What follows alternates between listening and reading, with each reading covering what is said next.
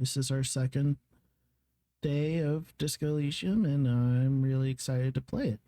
I really like it.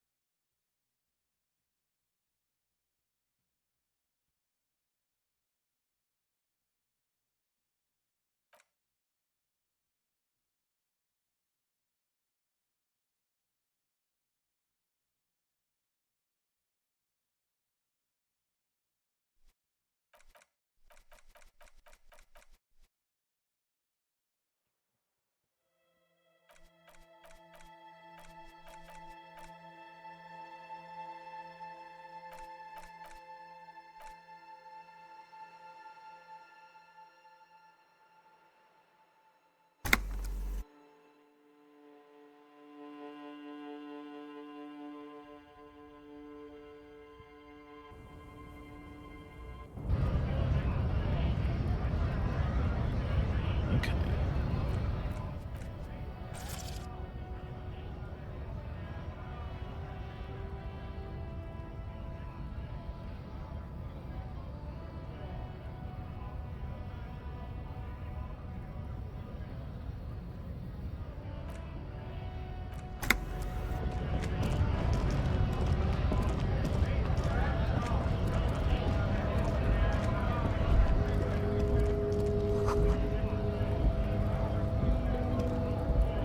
Yes?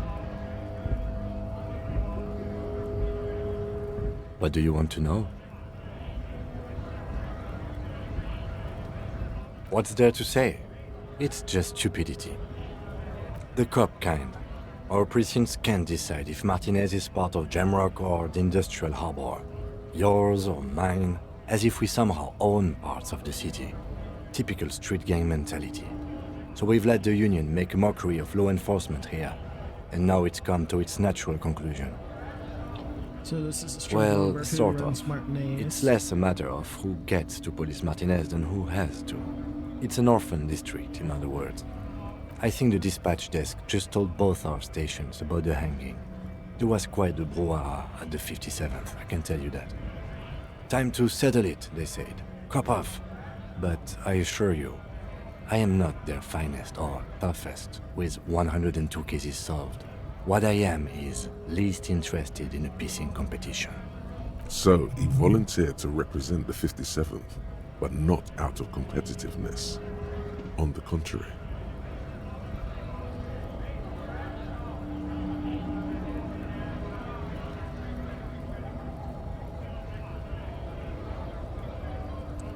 So you volunteered Yes. to spoil it. I'm an unrepentant spoilsport. What's special Martinez? about me? Nothing. It's just a puddle at the end of some drain pipe. No one cares about this place. They care about sports. Most of our colleagues don't even know how to get here. North of the interchange doesn't exist. I wonder what this says about me. That I was sent by my station. It's all part of the master plan, you see.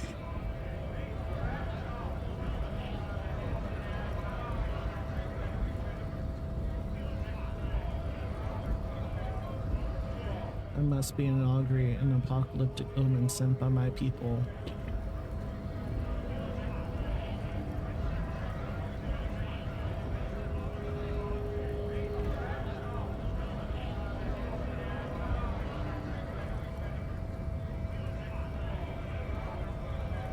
Experimental cop. I don't know what that means. Highly experimental cop.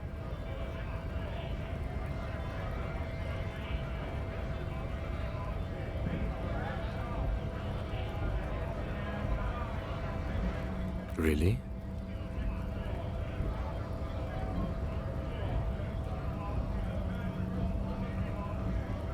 Arrive at the scene 3 days early, drink myself into oblivion, fully re-immerse myself in this reality, and then work in the case from an angle so fresh that it produces never before seen results. Not only for criminology, but for humankind.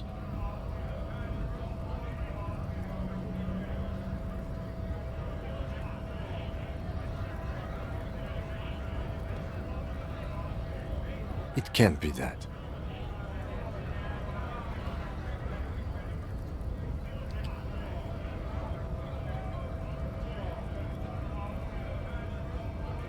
It is, but I'll do so. I hope you do. And he will help. Enough of the competition. Yes, it's a wholly pointless matter. Forget I ever mentioned it.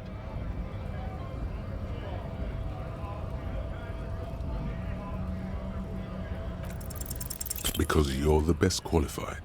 No, that doesn't seem right.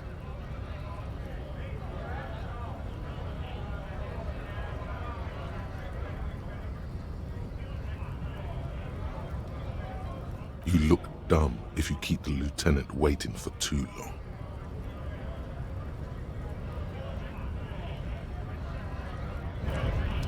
Alright, I did something to my room.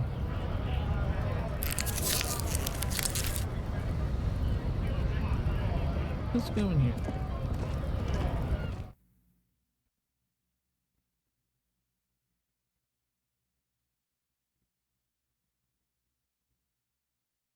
So we're still on our first day.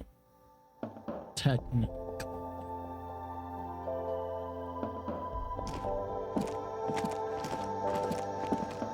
The tear machine stands in the corner. A sign says, 1 bottle equals 10 cents. Your bottles clunk into the machine, and the money appears with a satisfying jingle. You're a richer man now.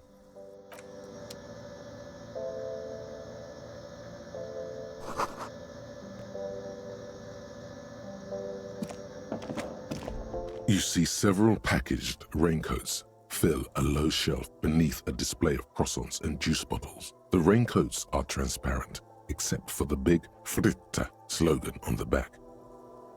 What is what? It's a raincoat. If you want to buy one, then it's only 4 real.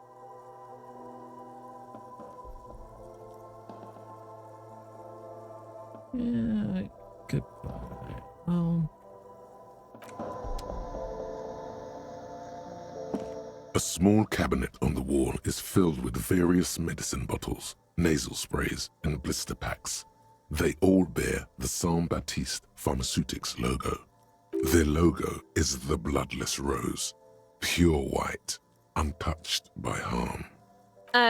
Just ask me if you need anything from Saint Baptiste. We don't stock prescription meds, but we do have Nosafed, Dramamine, magnesium, and Hypnogamma. I don't know.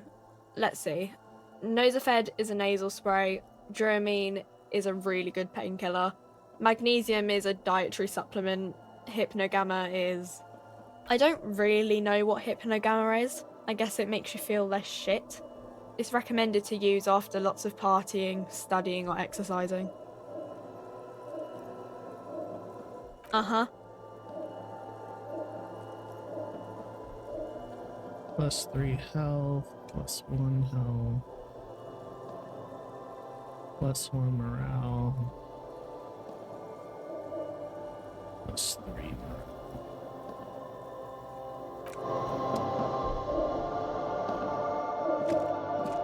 A colorful display of cigarettes and alcohol bottles line the shop wall, inviting you closer. There, in that dark green glass, all in vain. The great flowing river of warmth, wine, alcohol, beer, alcohol, love, alcohol. Guess not, no.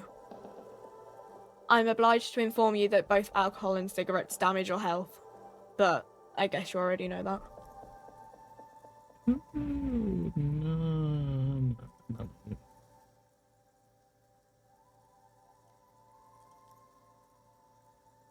Do you sell any under-the-counter devices? Frit only sells legal drugs, like the law says.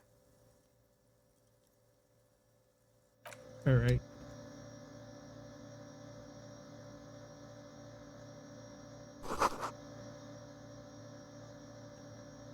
Guess that's it right now. I don't need anything.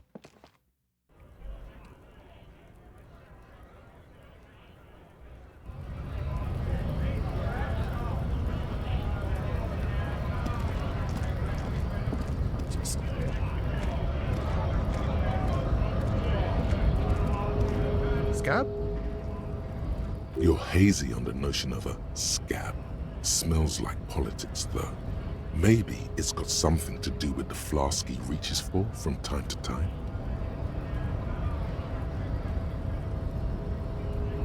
I was just messing with you. No one's ever seen a cop scab. Imagine, you cops going on a strike, but then another cop comes in and says, "Let us cop for less money." Speaking of, what brings the RCM here, to the wild north? Come to see the strife?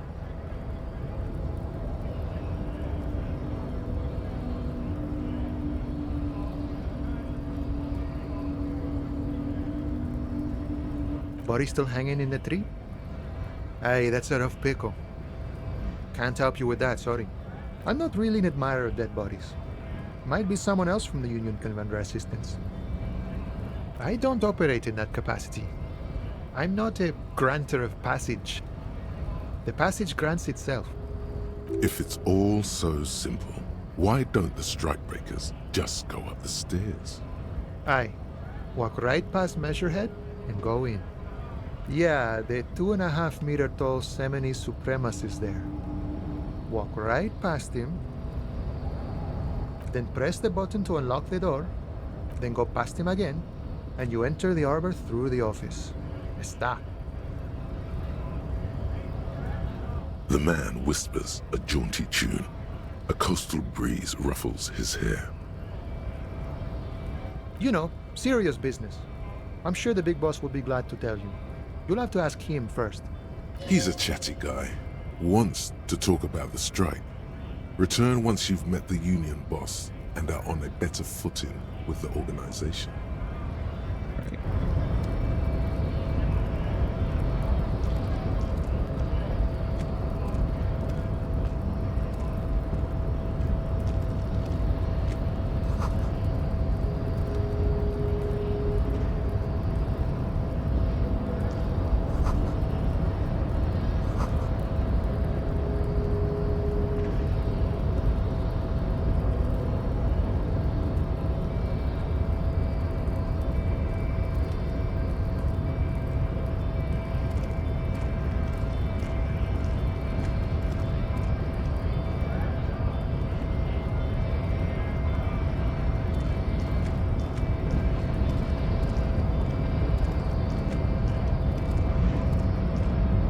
Body betrays your degeneracy. Yeah, Measurehead. His body totally betrays his degeneracy. Don't say anything. Size him up first.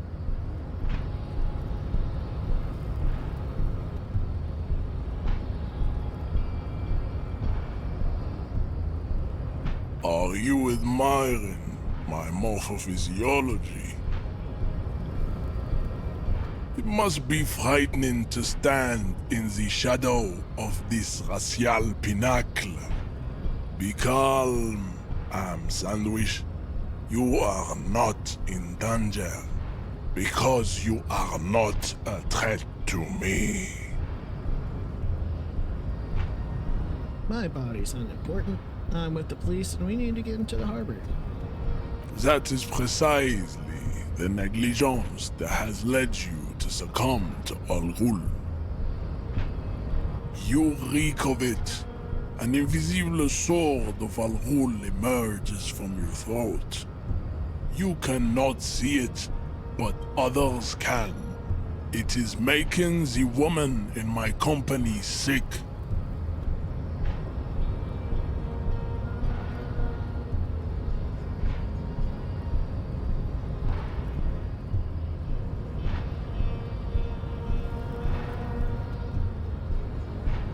No, you don't.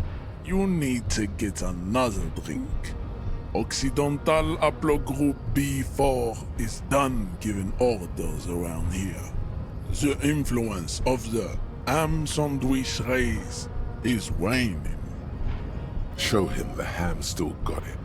I know. Does this remind you of someone? The guy down there?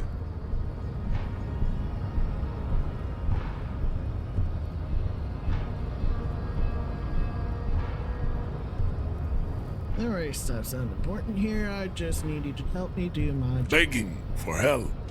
Attempting to pass via for cooperation. How far the Occidental haplogroup has fallen. You were once a noble and powerful race. You gave the world eugenics, electricity, and powerful weapons of war like missiles and aerostatic aircraft.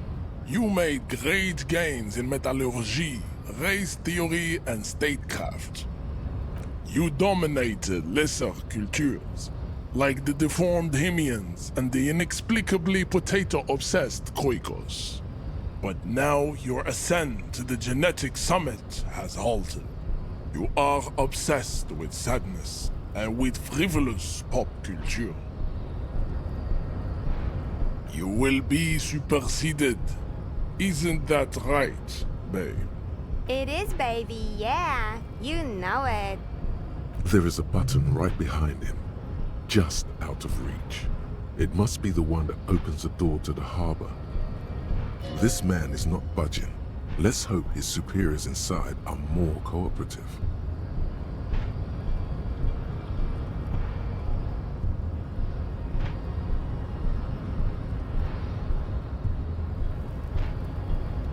Enough with this begging.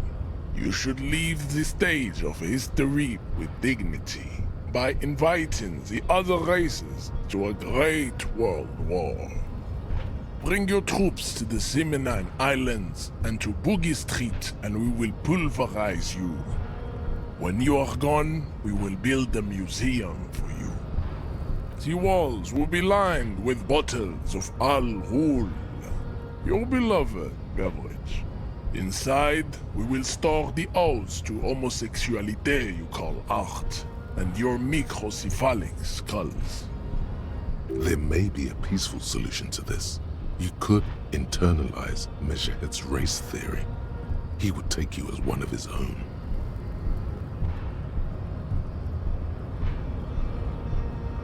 Well, not as such. What you do with the mastery of advanced race theory is up to you.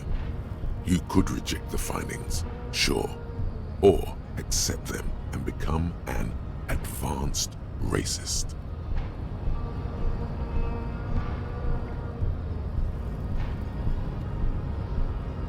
Conceptualization. Subscribe to his advanced race theory. Why not? Ask what kind of races there are first. Classification is core to this stuff. Measurehead, I'm new to this world. Help me understand there's races. I need to know what kind of races Do are you? there.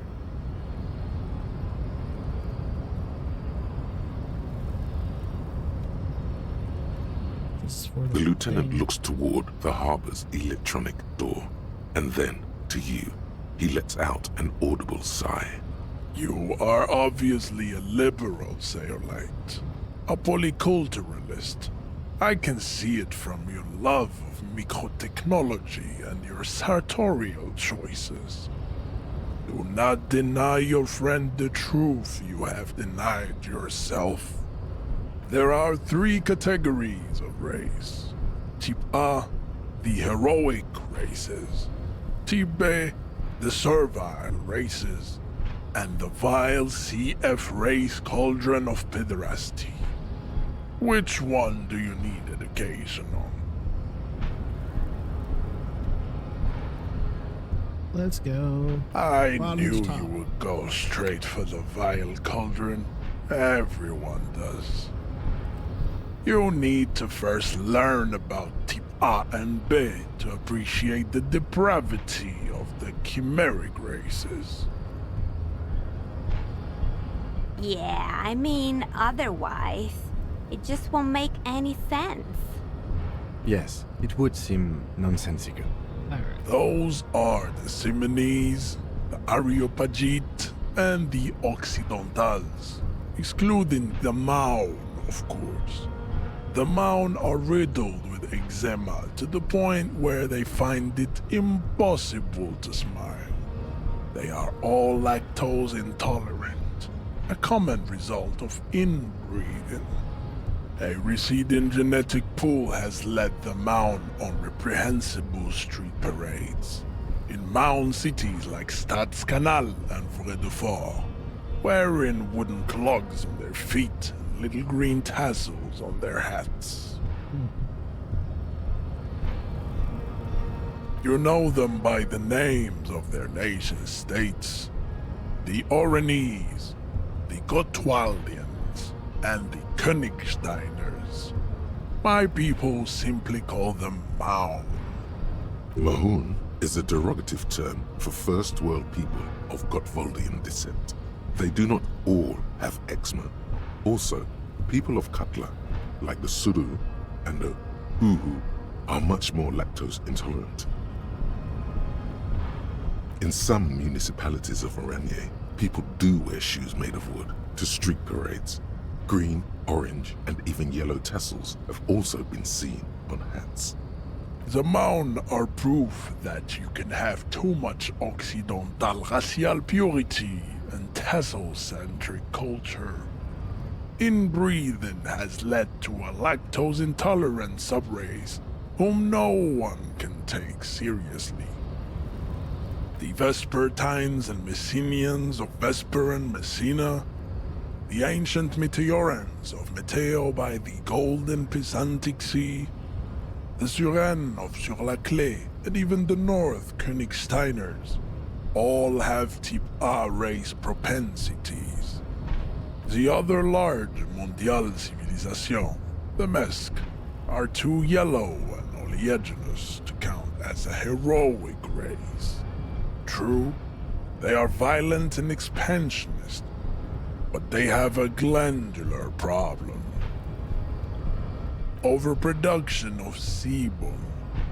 Sebum is leaking into their brains, making them listen to El Mariachi music and eat toxic minced meat-based food, which in turn only produces more sebum.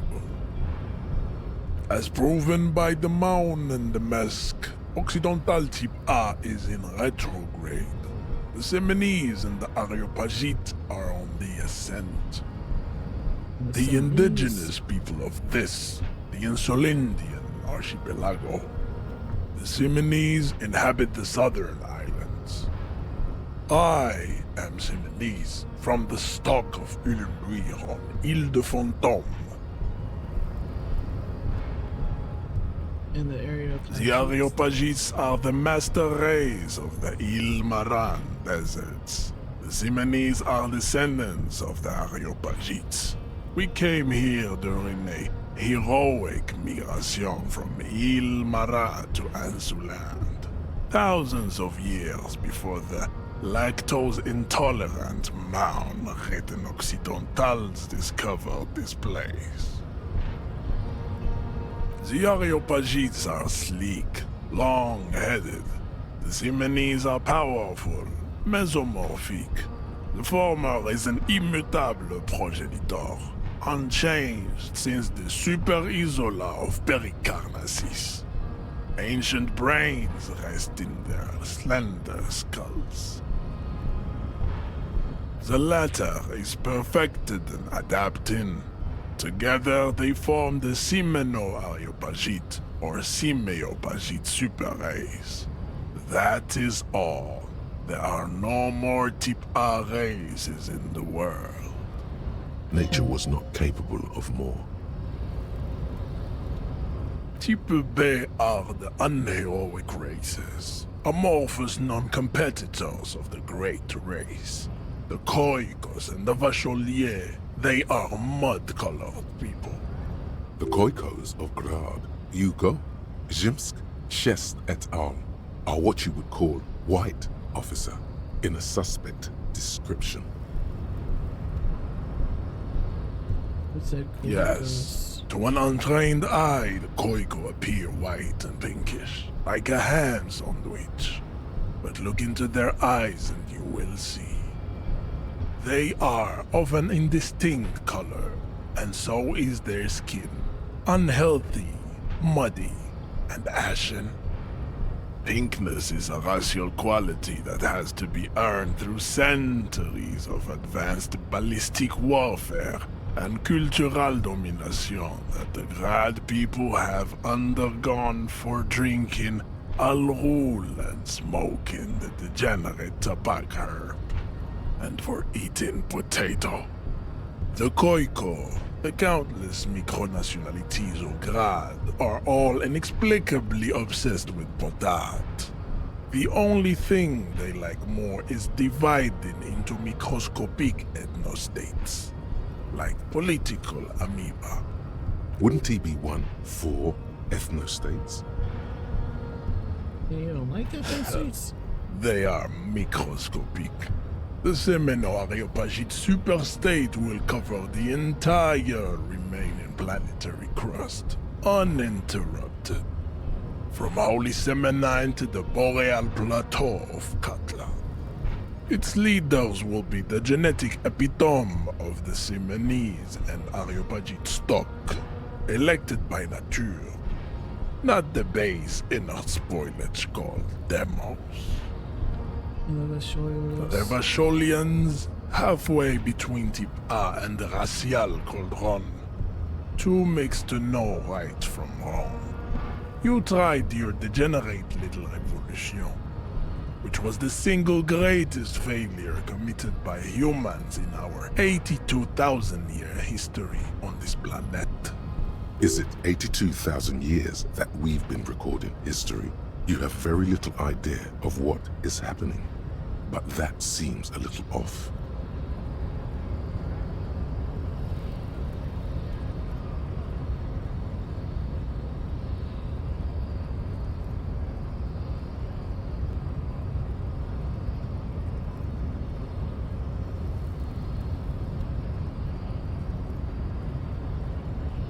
I've heard about this revolution. Mistakes were made, but it was the right stuff.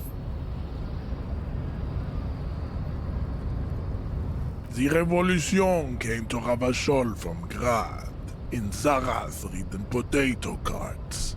It is literally an illness, a prion disease that leaves the parietal and frontal lobe ridden with holes. A soft, sponge-like mass of dementia, hallucination, and paranoia. The revolution is fatal familial insomnia, a hereditary prion condition passed from the Khoikhoi to the Occidentals. But not sexually. Probably through trade routes and potate acid, the prime component of the potato plant. Enough of Tibet mediocrity. Chips CF are a museum of failed chimeric experiments and tragic maladaptations. They are tortured creatures waiting to be put to sleep. Your morbid interest in them worries me. It would be cruel to entertain ourselves with their deformities. Were there any able-bodied races you needed education on? You understand nothing. To solve the great race enigma, you have to first ask yourself, what is the race enigma? You have not even worded the mystery, let alone solved it. No.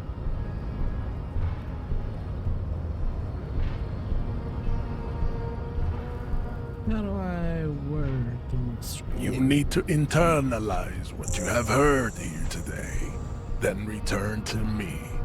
This clarity does not come instantly. Let's discuss I something cannot else. possibly imagine what else we have to discuss, Tibere Vacholian. Your love for disco music and venereal disease?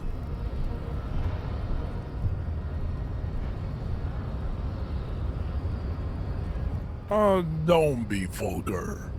White or not has got little to do with this.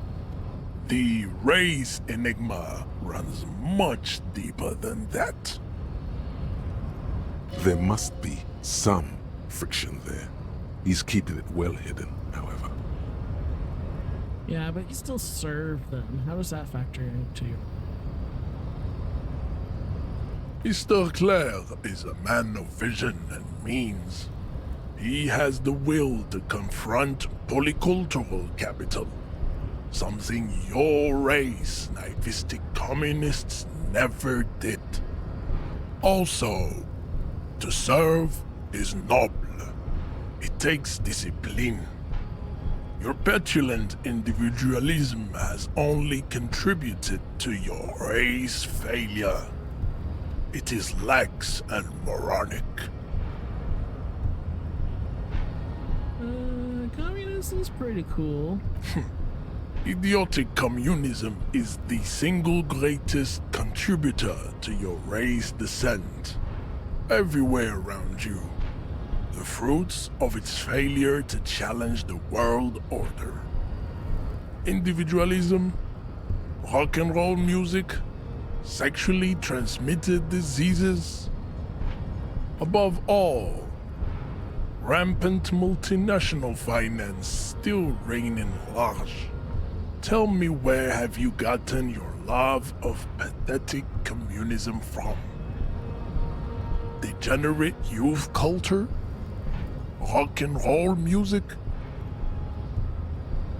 It's true. I'm a rock and roll star and roll. Rock and roll is moribund. Only Koikos listen to it anymore. There is no life left in it. My people abandoned it long ago. It leads only to neurodegenerative herpes and heroin overdoses. I am not surprised you enjoy it so much. This has happened to many of the side products of the inevitable cultural victory of the Seminoles race.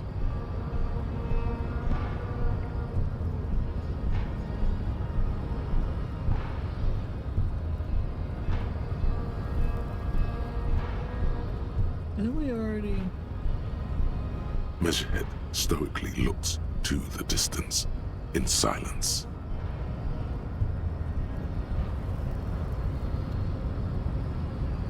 Racists are generally not very good examples of their race. I am not like them. I am craniometric perfection. I have taken the trouble to permanently draw a phrenologic grid on my skull and features. This should dispel any doubt. The drawings are precise and look true to their pseudo-scientific ambitions. One thing, however, it is not entirely free of throwbacks in the phylogenetic tree. His large jaw, for example, could be a trait indicative of criminalism. Also, his earlobes could be smaller.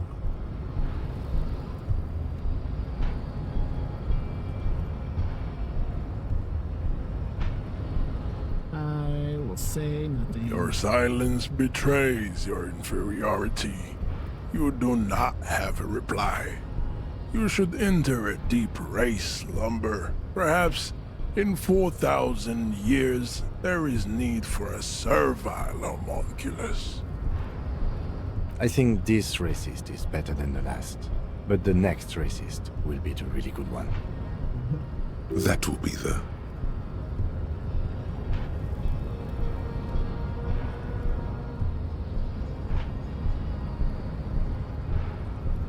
There always is. True. Race is reality. Alright, I'm gonna head out. Hey. Psst.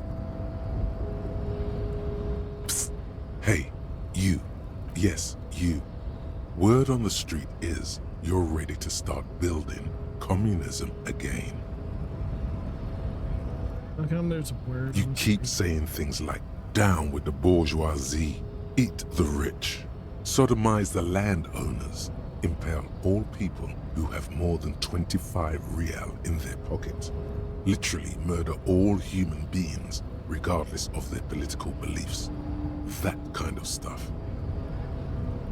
That's a mildly, but Oh yes, the mask of ambivalence. Don't deny it. You're about to rip it off and reveal the monstrous seven-eyed lamb of global communism that would devour and masticate mankind. Hmm. Everyone can see that. So tell me, do you have any questions before we fire up the big communism builder? Or do we get right down to it?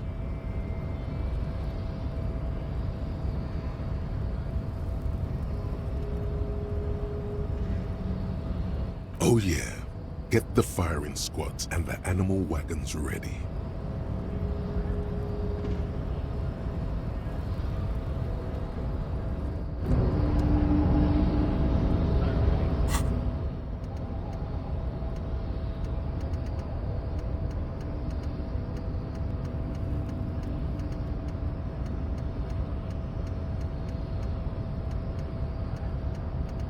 Huh.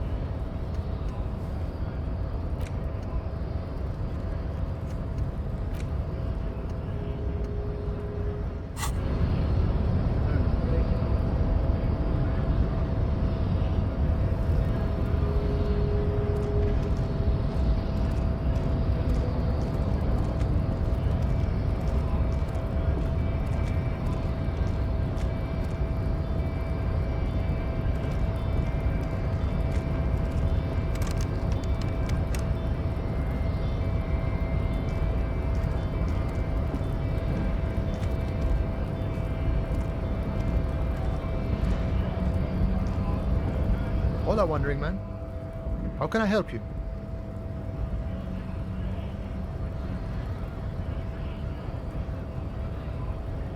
Murder, huh? That sounds like a lot of hard work. You'd never see me investigating a murder. Of course, Policia. It wasn't me. You can rule me out. Easier that way. He didn't do it. It's the truth.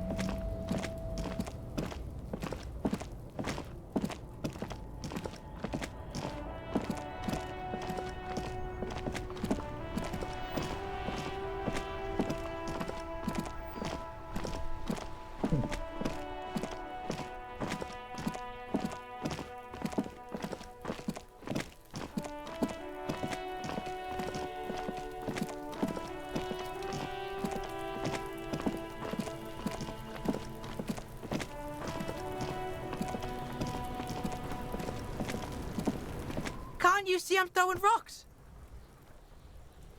All right, entertain the Kuno. Show me what you got. What you got there? What you got, huh? Show me what you got. Irregular speech patterns, overconfidence. Could this kid be on drugs? This warrants further investigation into this Kuno. What do you know? Shitload pig. What's your question? Don't tell the pig shit, Kuno! Oh. Pig's choking! He's totally choking!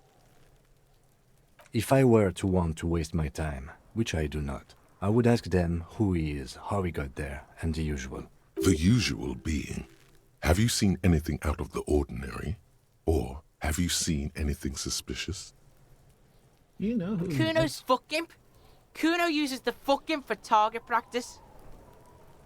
He's trying to hide the fact that he doesn't know. Kuno knows all kinds of shit. Kuno's not a snitch, that's all. Trying to make the Kuno sing into the popo phone.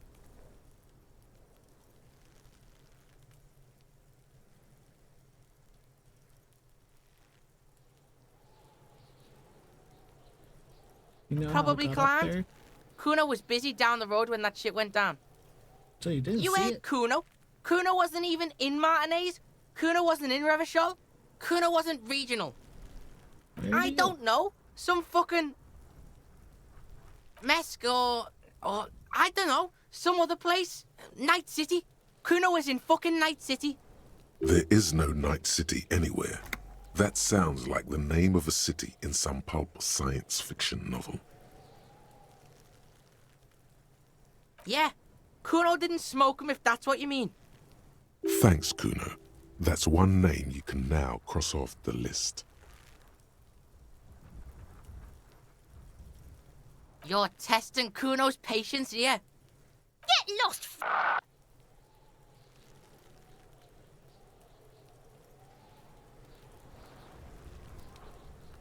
Right, pig? This is where Kuno plays with his little wooden choo-choo. Fuck do you want with it?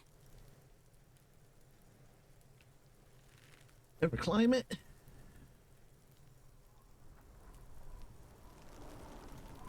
Look at that fucking shit. You're trying to get Kuno killed. So you're trying to say that louder, Fuck son? does Kuno know? Kuno's not a fucking acrobat. The lieutenant takes a quick note in his notebook. It's a trap, Kuno! Don't climb it, Kuno!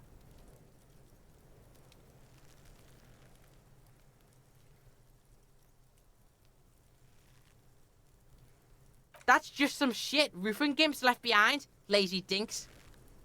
He's hiding something. Shit, some gives. Of course, sire. Better not anger the Kuno with this silliness. We regret bringing it up. 1,000 years of misfortune upon us for bringing it up. Yeah, whatever. Kuno doesn't give a shit. Kuno doesn't fucking care. Alright, let's figure something else out.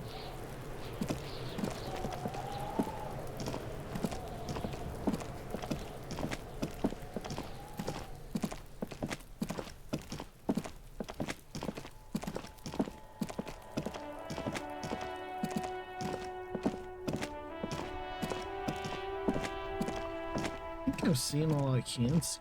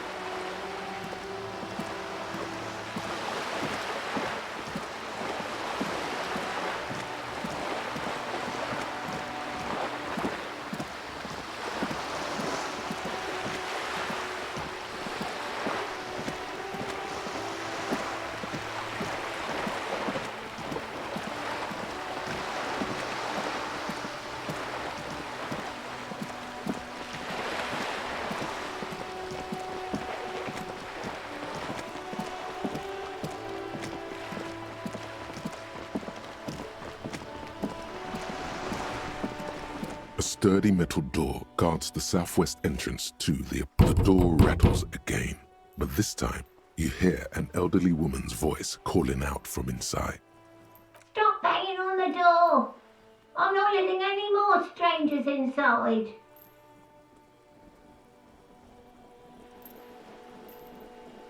Ha! The police? Everyone knows the police don't come round here. No, I already told you. I won't be responsible for any more strangers getting into the building. Go check the backyard door. Maybe someone there will. Backyard door? There must be another entrance to the east. Madame, I assure you, we are real police officers. There is no reply. Just faint, sweeping sounds inside.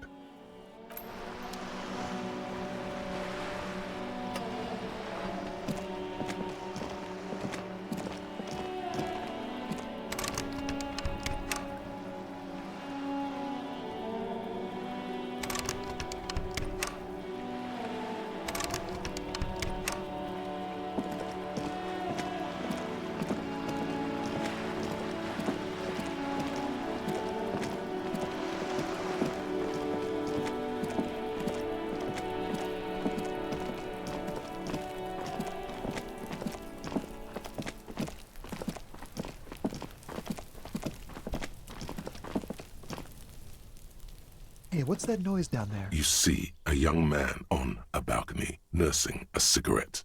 His eyes have been following you for a while. Not looking for any trouble, officer. It's the voice of someone who has something to hide, my liege. No trouble for me. I don't want to be seen talking to the gendarmerie if that's okay. I just want to finish my cigarette. Don't let him go. This could be your witness. The balcony has a great view of the whole thing.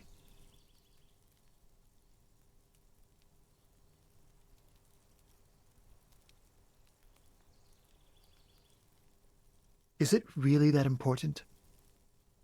Like a nervous cat, he keeps stealing looks at the neighboring windows. All right, but make it quick. Once I finish this cigarette, I have to run. Looks like you got a good view of Whirling's backyard. Can you tell me anything about I'd the even go neighborhood? so far as to say that the view is a little too good, my dear gendarme. Do you have an estimate of when the body will be taken away? We will remove the body as soon as possible. Now tell us, where were you last Sunday? Oh. You already asked me that, didn't you? Wait, is someone else investigating the lynching? No, not you. Some more muscular type. And when did you speak to this more muscular gentleman? Last week? I don't know. Look. It'll take more than rain to bring this place back to life. You didn't answer the question. What were you doing last Sunday? I had a friend over. What, It was my kind of- Sunday friend. Makes sense. Friends are nice on Sunday. You don't have to work.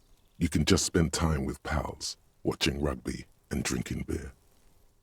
What's your friend's real name? Did you see some? He doesn't reply, gesturing no with his cigarette. Under the grey sky, the neighboring windows are streaked with rain. Can you My tell me your name? My name is Martin Martinez. That's definitely not his real name. You're not actually. No, of course not. Could you please lower your voice? Ask him again.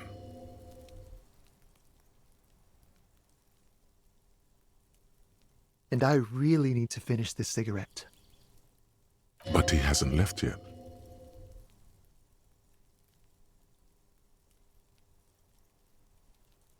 I'd even go so far as to say that the view is... We will remove the body as soon. Oh.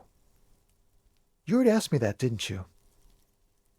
Wait, is someone else investigating the lynch? No, not you. Some more muscular type. And when did you speak to this? Last week? It'll take more than rain. You didn't answer. It was my Sunday. Makes sense. He doesn't reply, gesturing no with his cigarette. No. We won't. Now, if you'll excuse me, I really need to get going.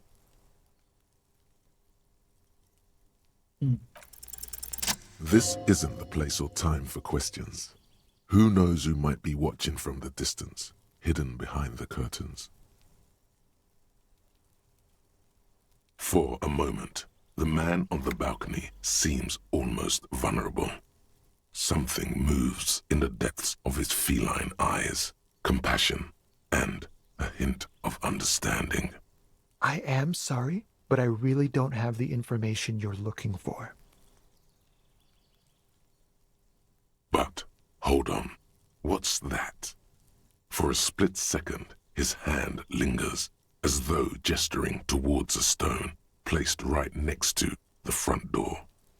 It's a sign. Good luck with the investigation. Hey.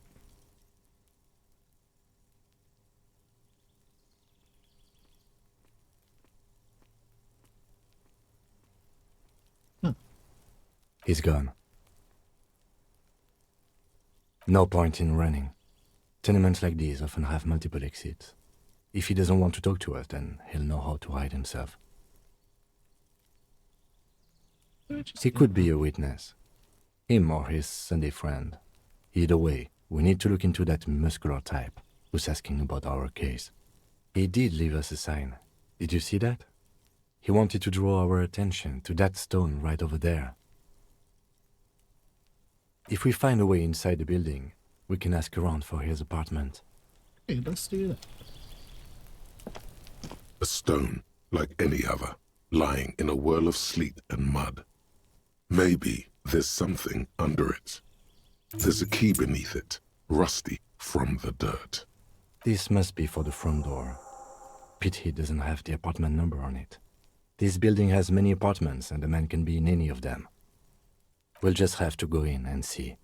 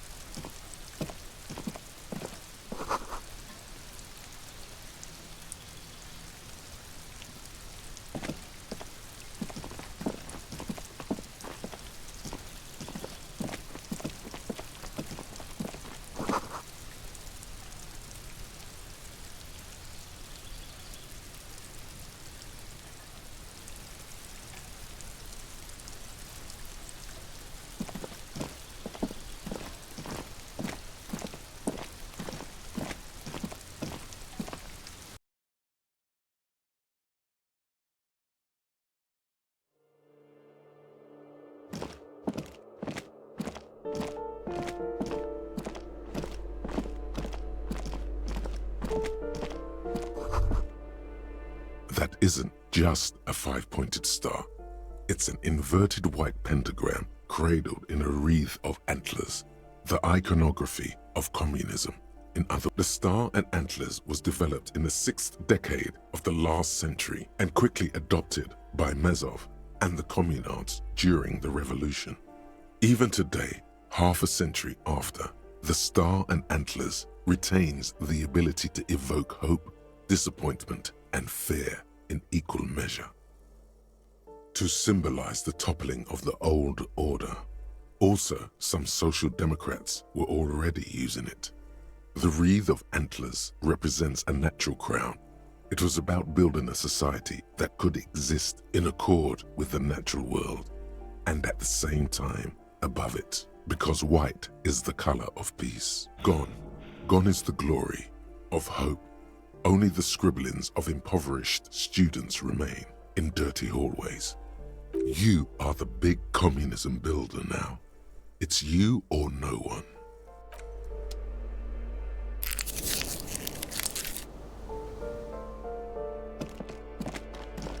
This door has been closed with a padlock. A chalk-drawn number on the board says, number 11. It's a solid lump of metal, but the shackle is deeply corroded. A solid pair of chain cutters would make short work of it. Better whip out those cutters. You won't get very far otherwise. No reply.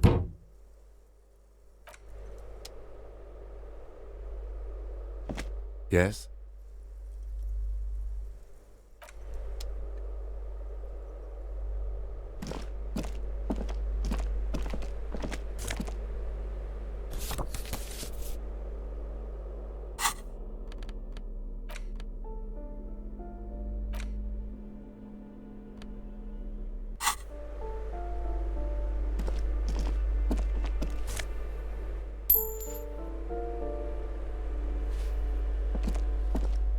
You hear someone walking around inside, rearranging the furniture.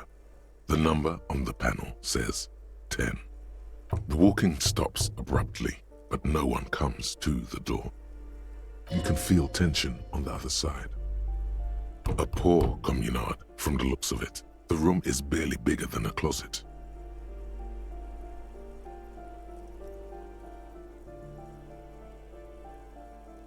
Do I have to open the door? Do you have a warrant? I'm not obligated to open the door if you don't have a warrant. Let's go. We don't have a reason to get inside that apartment. It's generally easier to do things if you have literally any reason.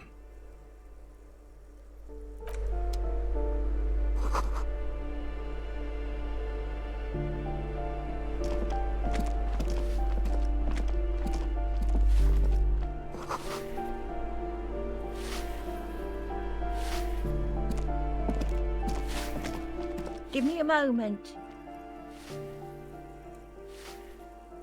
The cold never does any good for my bronchitis.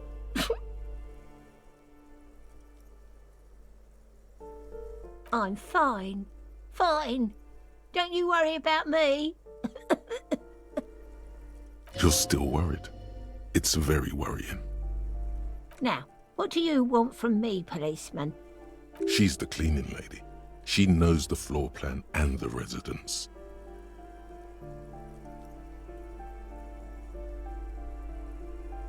Yes. I know who you mean. The scrawny boy who's always smoking like the devil, right? What's he in trouble for? Talk?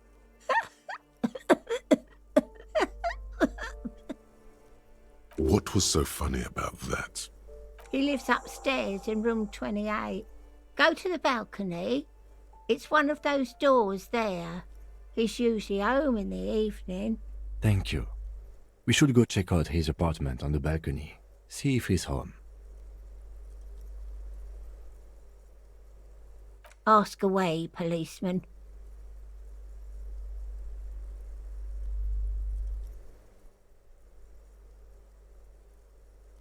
The artiste?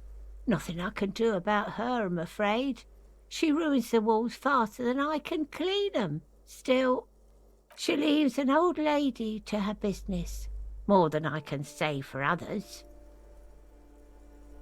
No one lives there. It's been empty for months. Impossible. I would know if someone had moved in there.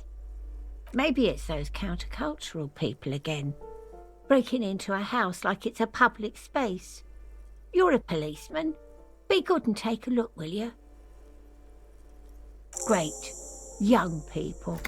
They're worse than rats. You know, always littering the hallways with trinkets and empty beer cans. Oh, that one is a scientist, a future scholar. I think he studies astrology at the community college. Education's good. I always tell them to study. Something to do with all those stars around his door. He asked me to leave his drawings up on the wall. That's what I said. Astrology. The lieutenant shakes his head, as though to say, let it go. Come on, people. Try to keep up any standards here. It's not about stars. It's... forget it. People come and go. I don't keep an eye on everyone. They probably just moved, or died, hopefully somewhere else. She mumbles some kind of a response, then hacks something into her handkerchief.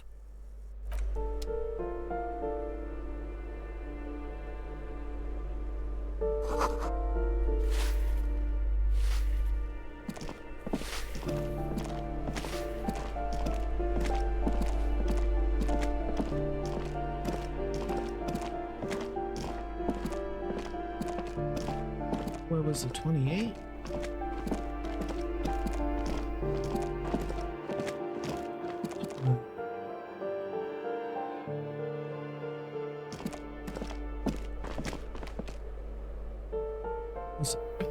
Oh, it was exit.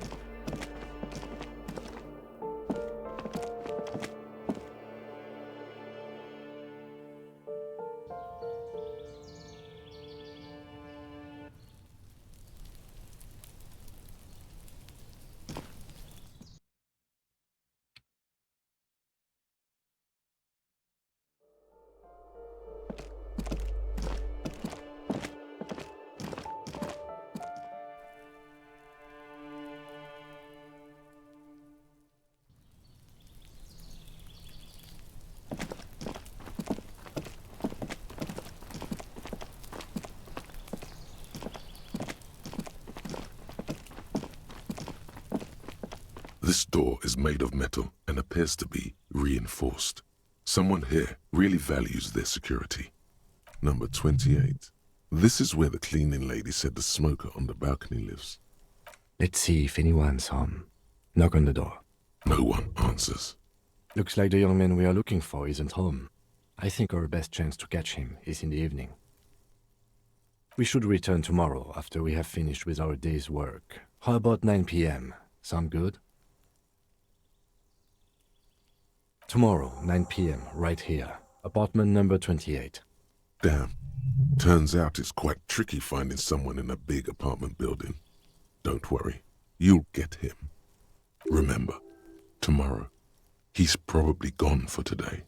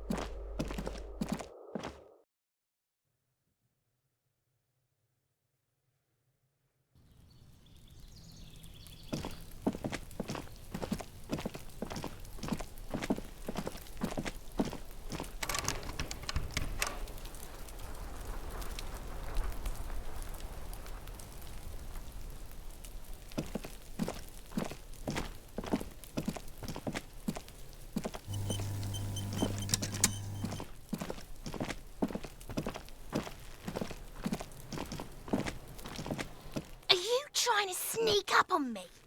Come to slit my throat? Logic error. She is not sleeping right now. Pigs come to take me out? Trying to snuff me out?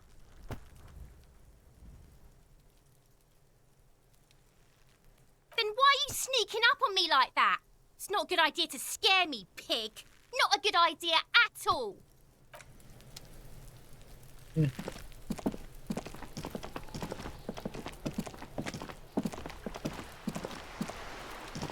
Just an ordinary wall. Nothing to see here.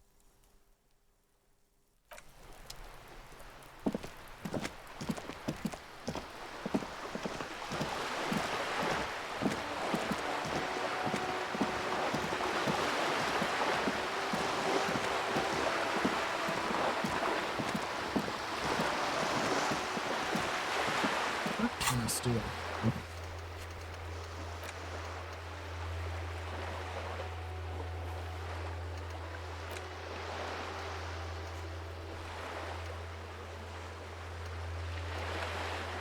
Ask Kino what he knows.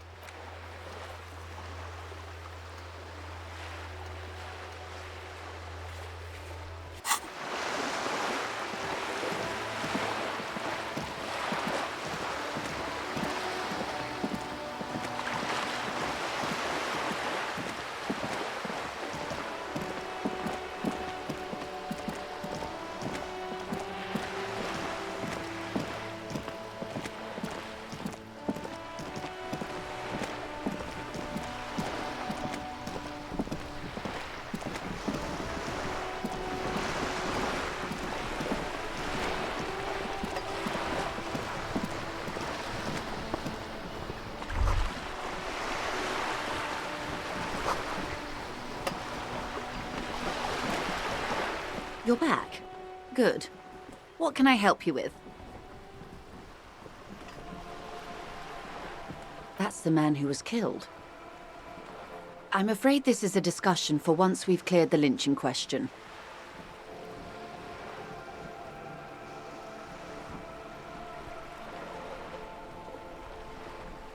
Better not tie the fourth day to the... She wants to answer the question. Protocol keeps her from it. On the contrary, officer. There are yet camioners you have not talked to. And don't look so surprised. In a time like this, it would be strange if Wild Pines didn't have eyes on the harbour. They must have someone in an overlook position, near the gates. I suggest you go back and canvass for more suspects.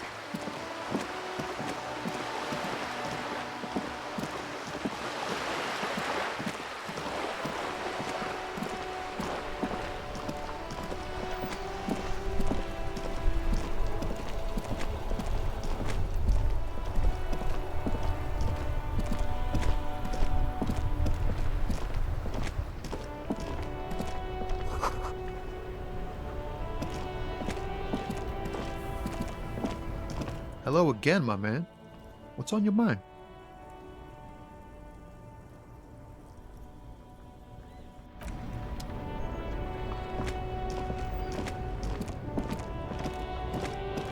Lookout position.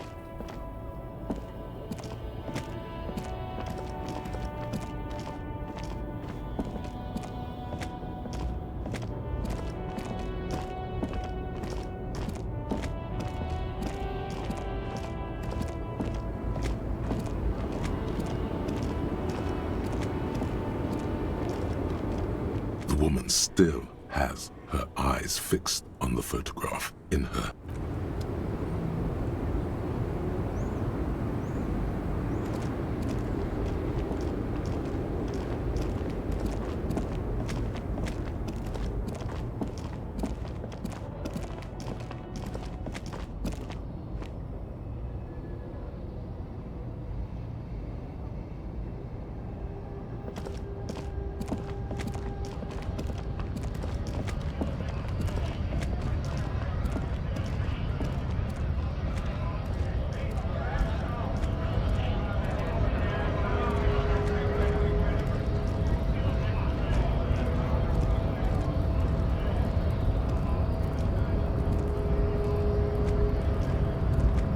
Hola, wandering man. How can I help you?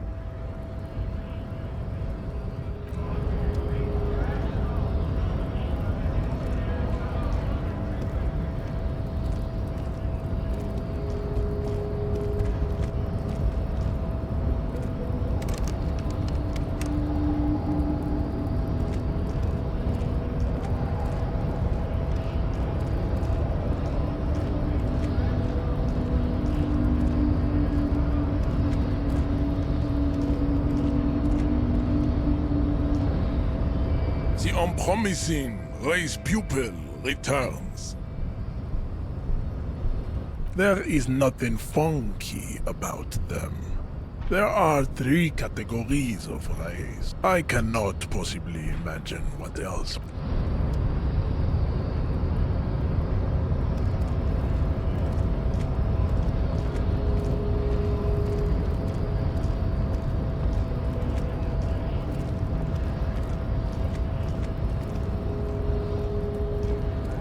Who the hell else?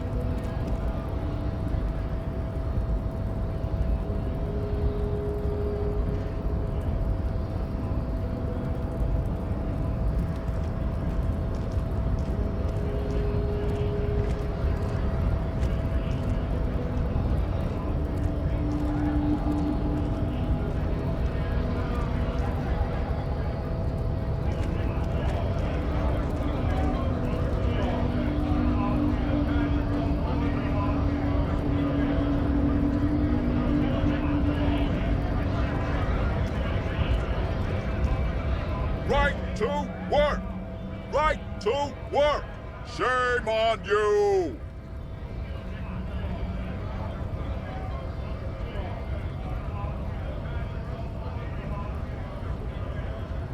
Have fun. Union shits are on full strike. Don't think they're going to let you through the gates. I'm trying to meet their fat boss. I know nothing about a murder. The mention of a killing sends a barely noticeable shiver of tenseness through him. Interesting. Wouldn't put it past these harbor bugs. They'd do anything to stay alive. Right to work! It's shameful. Cops doing nothing.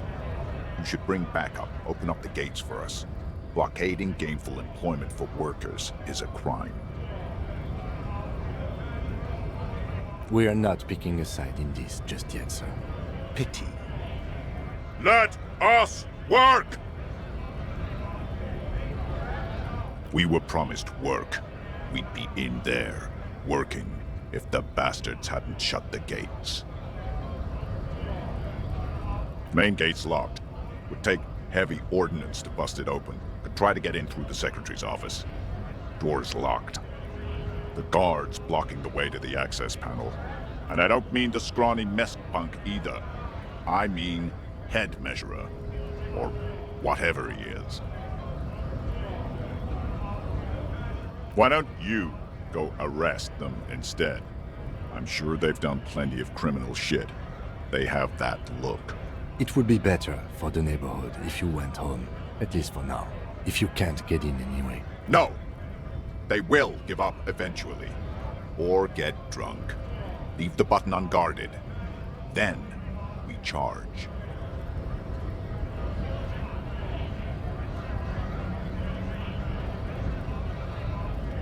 Honest men and women with rights to work, to be useful, not toys for corporate interests. We came here to help the harbor run smoothly in time of crisis. If union fucks don't want work, they ought to let in those who do want work. I have a question. Why do all these men follow your leadership? You think they follow because I'm big and loud? No. They follow the rules of the market, the rules of the economy, because they were given a job to do!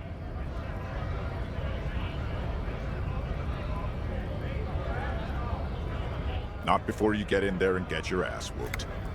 Learn by failure, I always say. He might have some advice, but you got to at least try to fight Measurehead first. Return if you fail. When a bunch of ungrateful, lazy cockroaches can't get their act together, decide to block honest work for other people. Beats me. They mumble nonsense about boardrooms and workers' rights, while we have the right to work!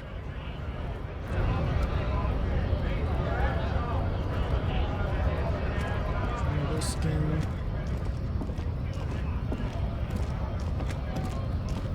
A lorry stuck in the traffic jam. The windows are clear. They've been recently washed.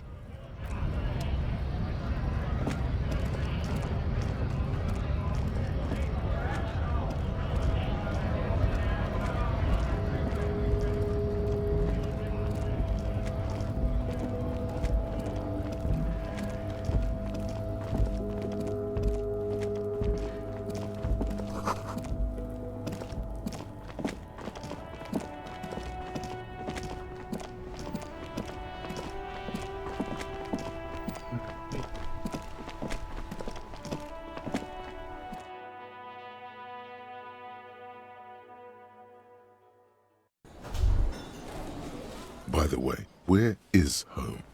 The address is coming up blank, and this place sure isn't it. But you've been at this hostel cafeteria for only 3 nights. Where were you before? You had to be somewhere. Why did you say that?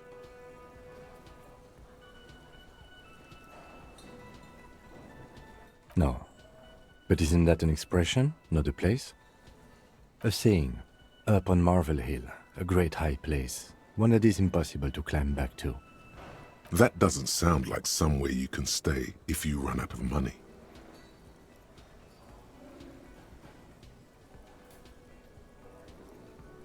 You can try. Run some addresses in your head when you get the time. Maybe a street or an apartment will appear.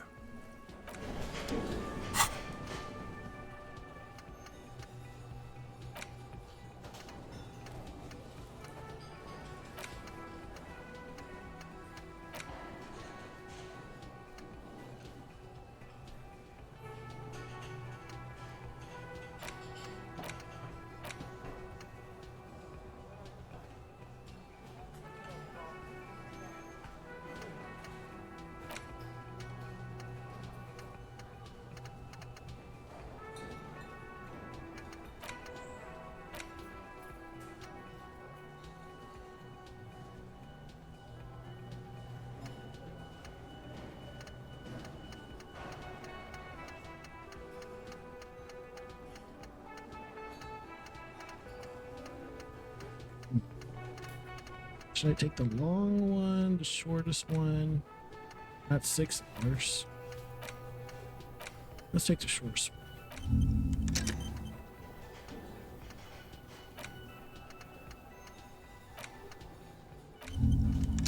Let's just do all of it.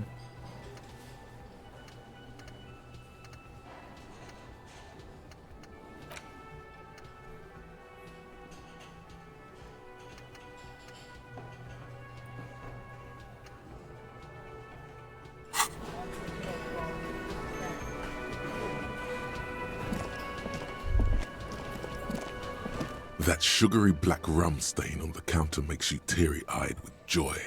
It's almost touching how syrupy and sticky it is. How long have you been up already? An hour would have been bad. 2 hours is mystical. You have truly wiped out all trace of yourself if you haven't thought about rum and lemonade yet.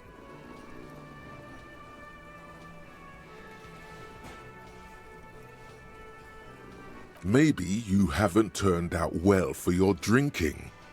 Have you thought about that? Get a goddamn rum and lemonade into yourself, boy. Or better yet, lick that stain off the counter. What happened, man? You used to be cool. Go get your boring normal person drink then. Get your drink on and your act together.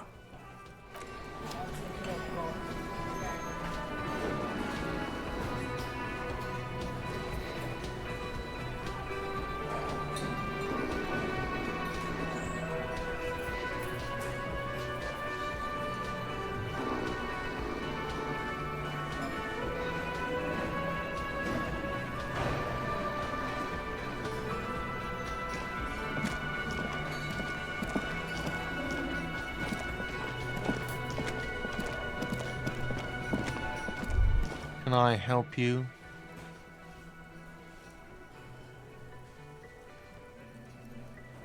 Yes, have you got it? A lot. A lot. For the room, drinks, and broken window, 130 real. Well?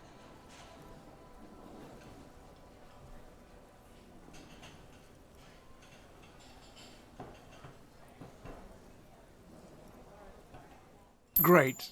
Thank you, officer. That's all I wanted. Payment for services rendered. It's good you paid before 9 p.m., or your door would have been locked electronically.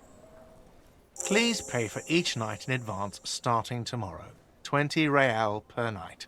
I'll take a room here too. Of course. Always happy to have officers from the RCM as guests. Anything else I can do for you?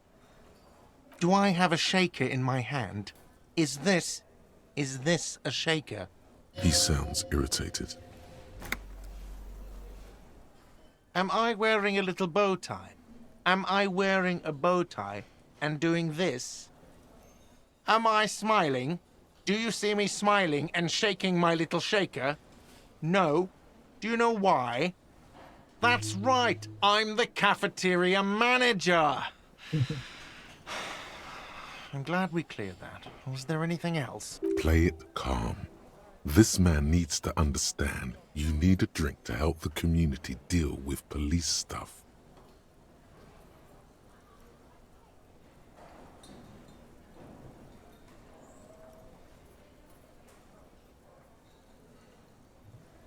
Like what?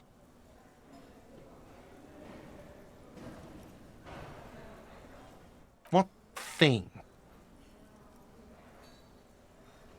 Yes, not the whole damn union, thank God. Just the nastiest and loudest faction. They come here in the evenings. Dumb, unruly types. Think they're big shit.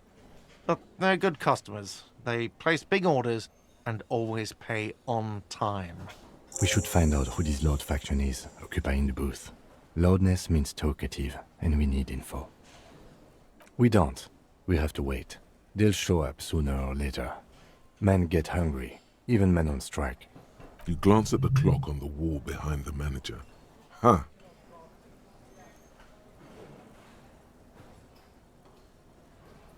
Was there something else? Because I have coasters to stack and glasses to clean. Apparently, that's what I do now. What? By the way, you should come back to this thing-based questionnaire if you see anything interesting in the whirling later. Absolutely out of the question. Absolutely in the question. First we find a sad banger, then we sing this place to shit. Your body is ready, sire.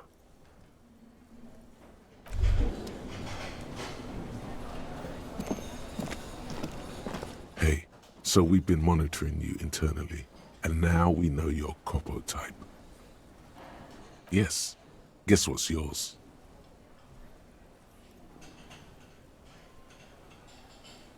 Yes, sorry cop. The cop who's sorriest. Let's make it official then, shall we? Huge lack of enthusiasm going on in here.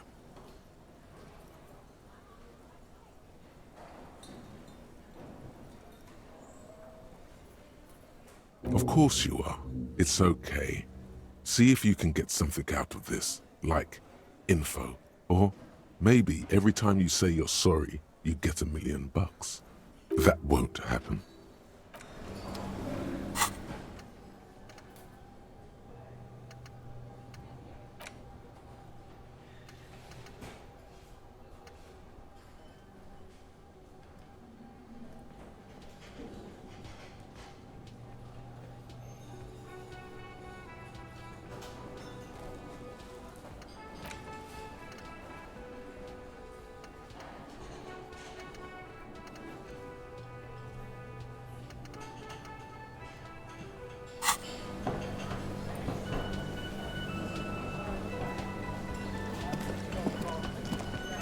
A thin man is smoking below an exhaust hood, occasionally sipping from his mug. This must be the Whirling's cook. As you step in, He nods toward the table and says something in a completely foreign language. The only words you can make out are Garancy and Quebec.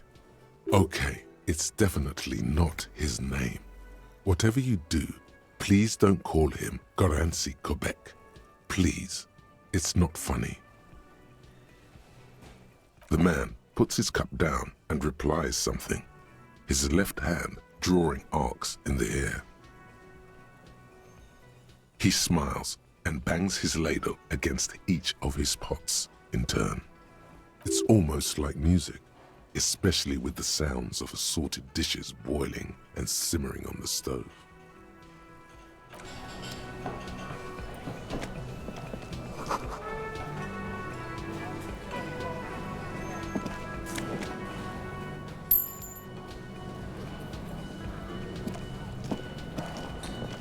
You see a heavy steel door with a prominent dimpled lock.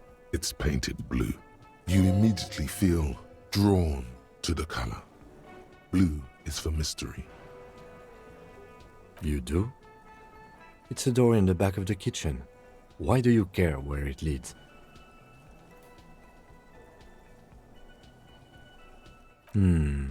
Yes. I suppose it's worth seeing if we can get in. Just to be thorough. As a side investigation. It's hardly a side investigation. You already have a name for it.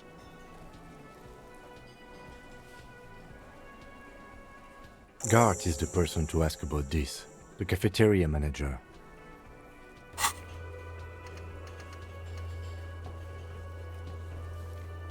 Oh, I forgot to investigate apartment 10. Oops.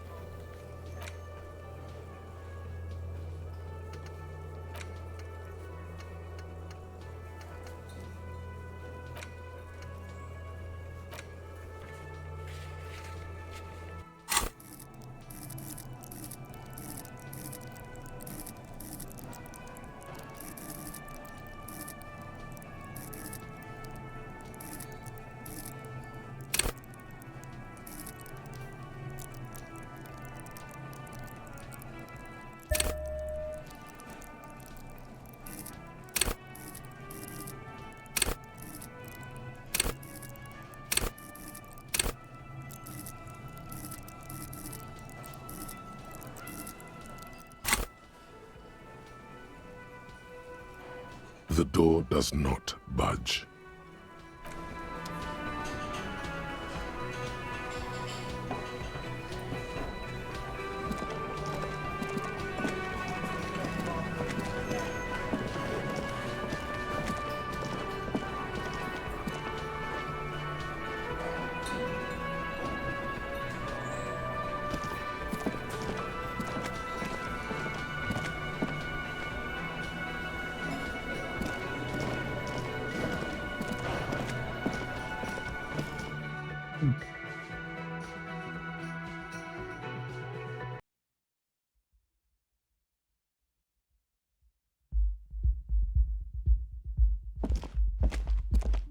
The door is closed.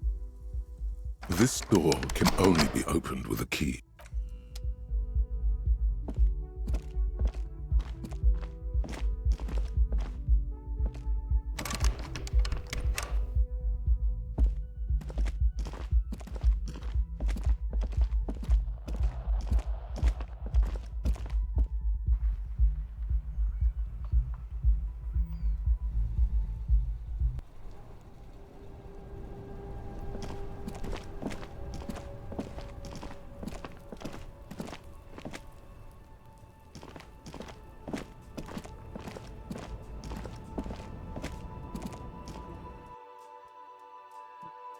I don't know how to get $20.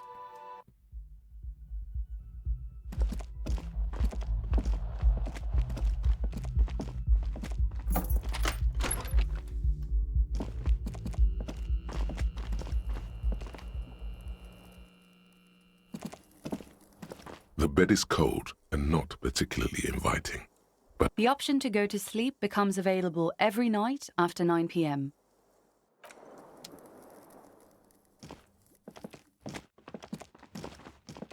a mirror hangs on the bathroom wall. In it, your face adorned with the expression.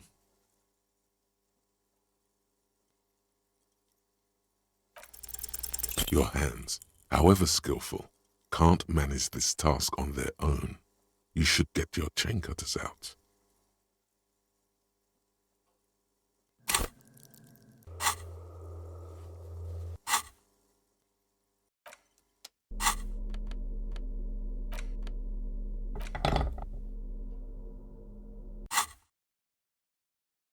A mirror hangs on the bathroom wall.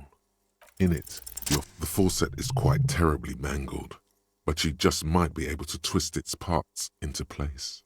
You handle the chain cutters deftly, applying just enough pressure. The faucet regains a recognizable shape. The steam stops. Told you that you needed those chain cutters.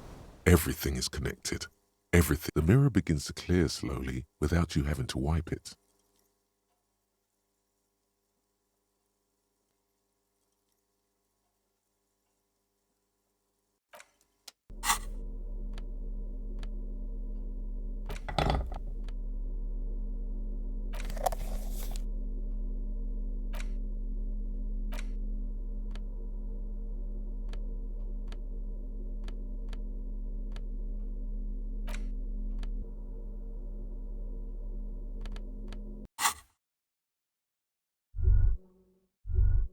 A mirror hangs on the bathroom wall.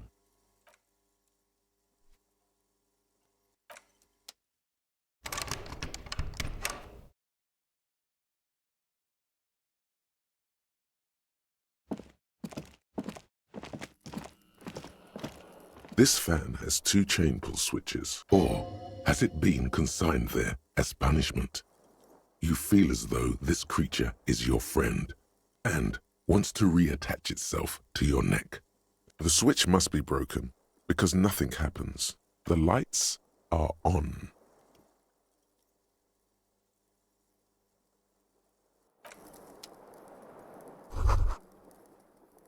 Kim also tries not to look at the pile of taped viscera on the carpet, or the weird suitcase on the hat rack, or the potted plant dying in the corner. But it's all just too morbid to ignore. No problem, officer.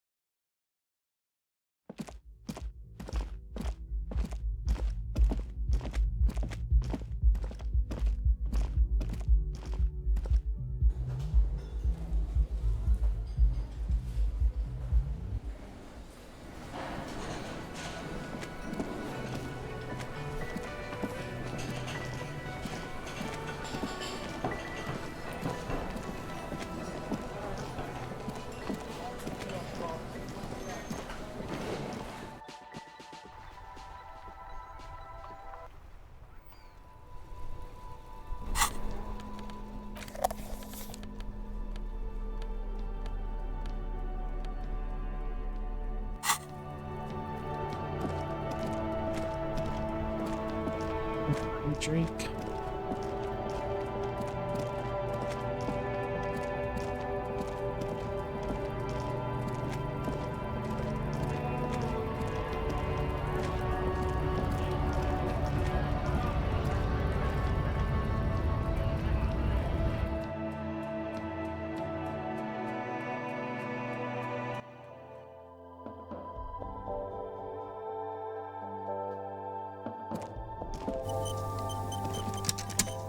Welcome to Frit. Feel free to... What's that magazine she's reading?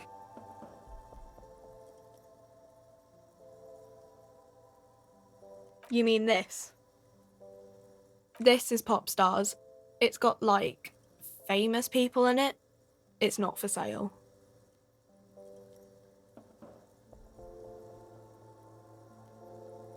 Yeah, they're kind of boring, but, you know. Okay. I'm not really supposed to be chatting to anyone, but, I don't really know anything. I mean, I know it's there, but I haven't seen it, so... Not really. No. I didn't know him at all. I don't know. No need to worry. It's just standard procedure for us to ask around. If you hear anything, let us know, okay? Okay. Uh-huh.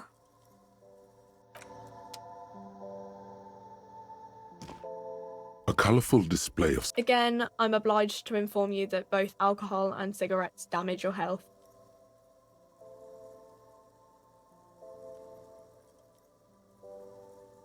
Here you go, mister.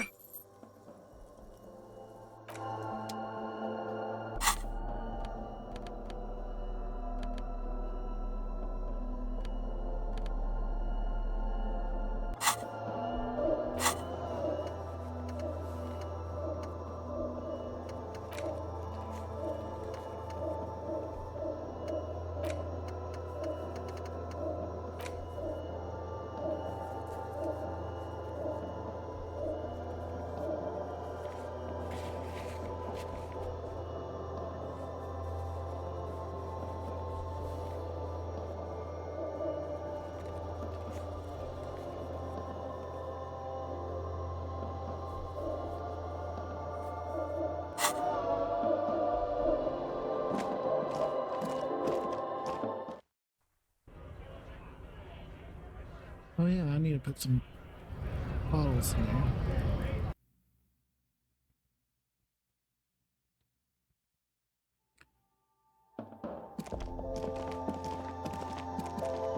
the tear machine stands in the... Your bottles clunk into the machine, and the money appears.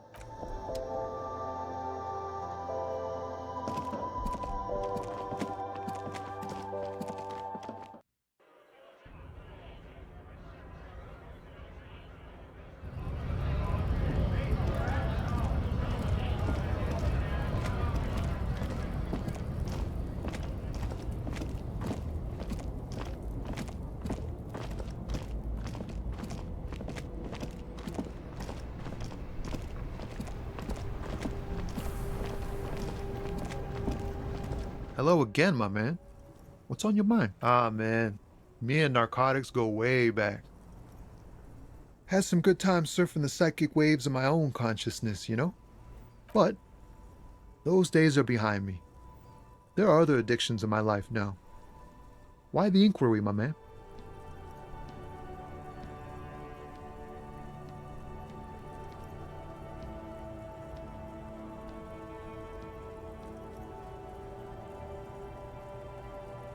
Hey, man, that's serious criminal talk. Are you trying to pull some sort of an entrapment thing on me? Entrapment is a practice whereby an officer of the law induces a person to commit a criminal offense that the person would have otherwise been unlikely to commit, usually through some trickery, persuasion, or fraud. Then what's your deal here? So much for subtlety. Better get straight to the point. We have a credible lead, sir. Someone on this roundabout is waiting for a bulk shipment from the harbor to load it on their lorry and drive it to Jamrock. Not me, man. No way. I don't need any trouble. Shit's bad enough anyway. This jam's got folks up in arms, and I'm afraid it's headed toward a conflagration.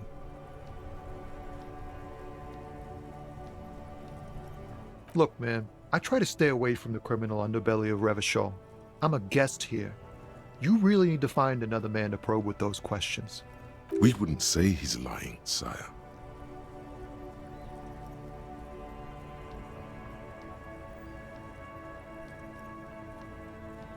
Oh, high-grade narcotics, illegal firearms. Relax.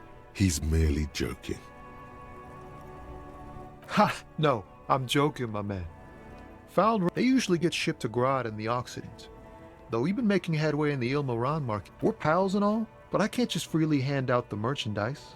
The bosses won't be happy. This rockin' beauty. Sure is, like a rash you can't get rid of. You interested in heavy-duty cargo machinery? A motor lorry, also called a camion, on Caillou and neighboring islands. This one looks roughed up enough to be some sort of found rust bucket. Maybe the A6?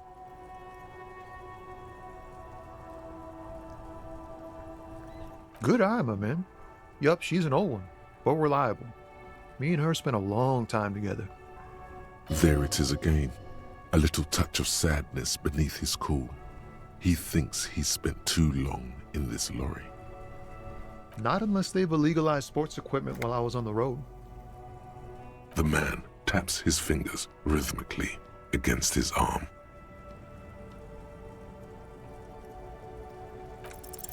Ease into it. Don't go too far. This seems like a personal matter. Man, nothing's troubling me. Just the usual Lorriman tropes and hopes, the road and the rhymes. This jam ain't helping either. That all the beans you got, Tommy? Damn, it really is hard to talk, man to man. He ain't one of us drivers. I know that. All accounted for. Otherwise, I haven't really asked about that. Been wasting time right here. Keep him busy. It's easy to see he's telling the truth. He's kept his nose out of the dark stuff. Analyzing the fundamental structural and psychological conditions of being stranded in the midst of a sea of motor lorries and their sad, despondent chauffeurs. Ask for his conclusion. A sense of surprise there ain't more bodies hanging from more trees.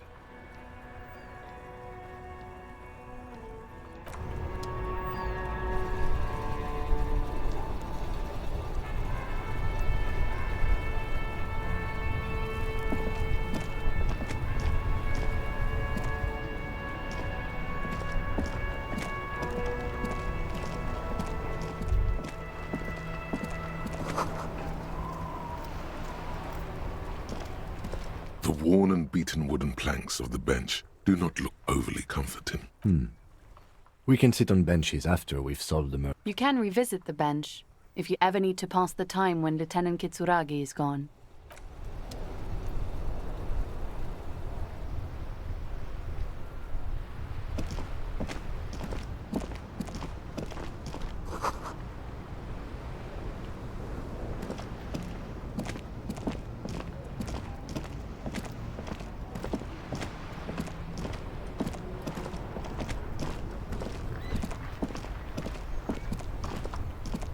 Hello again, officer. How are things? Oh, okay. Thanks for keeping me in the know, sir. Excuse me? She's uncomfortable. Maybe you should drop this line of questioning. She shifts in her seat awkwardly. What do I need to do now?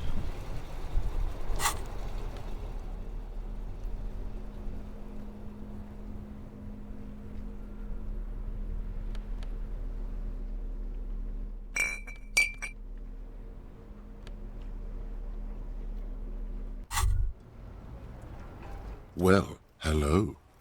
Someone seems to have found himself a bottle of alcohol. Here's where the magic happens. Oh, no, you don't. Not this one. That's not you. You?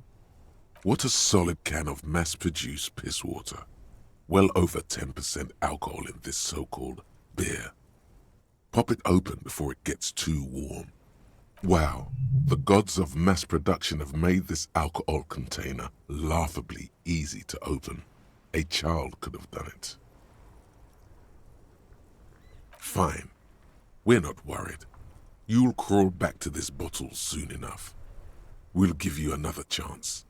Booze always gives you another chance. Yes, it's merciful that way. It's your friend. Come back to it. We're all rooting for you too. Not all of us.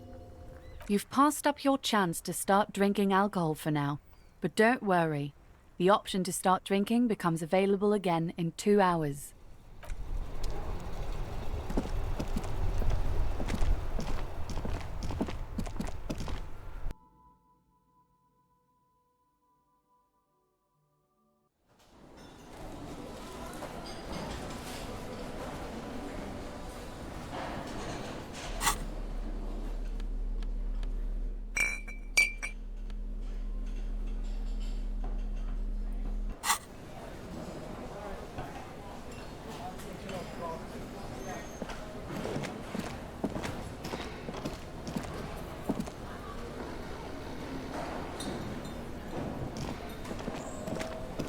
worker is in a deep slumber.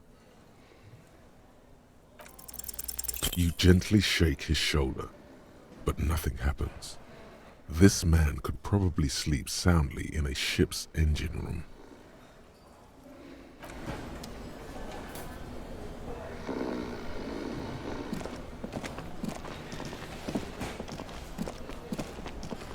Hello again, sweetie.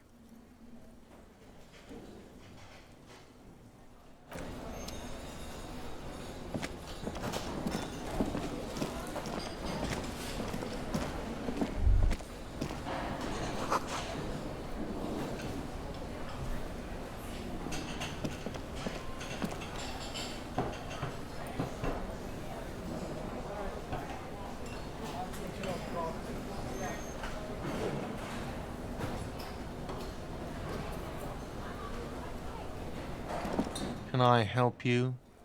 Another thing. Great. Oh, yes, that door, sure. There's nothing mysterious about it.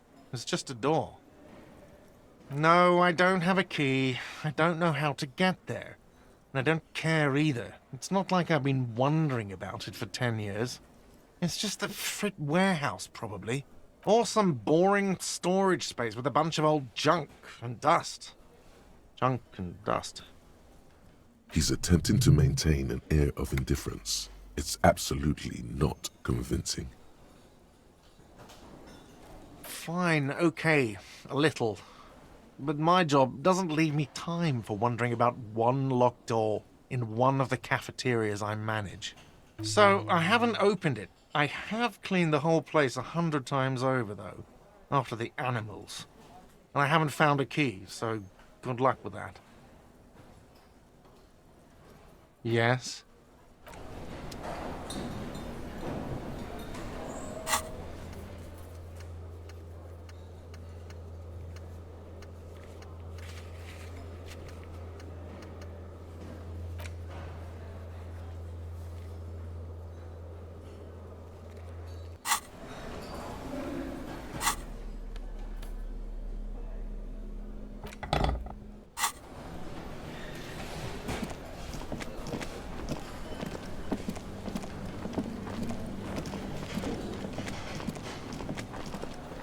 You see a heavy steel door. The cobalt blue surface feels rough to touch. The stainless steel door is flush with its frame on every side.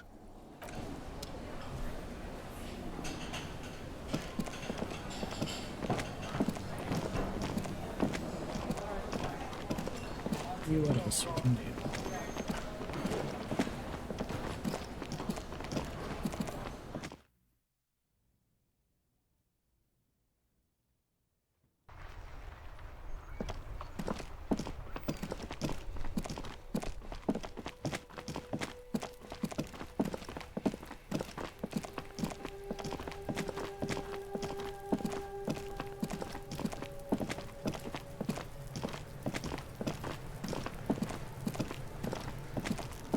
This trash container is locked. The sliding lid.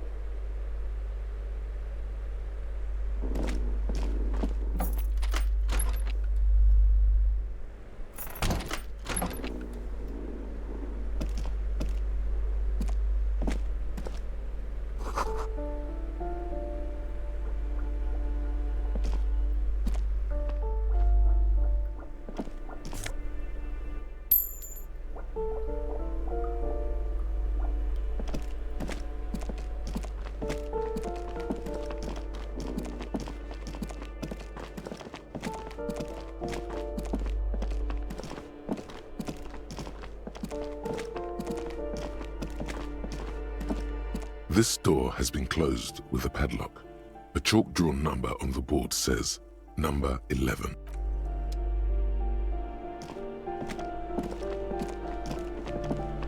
You hear someone walking around inside, rearranging the furniture. The number... Excuse me?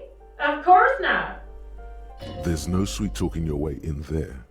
Be official. You have plenty of reason to enter.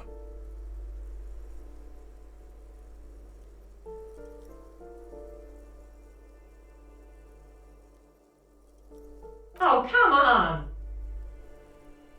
Well, that was easy. That was smart.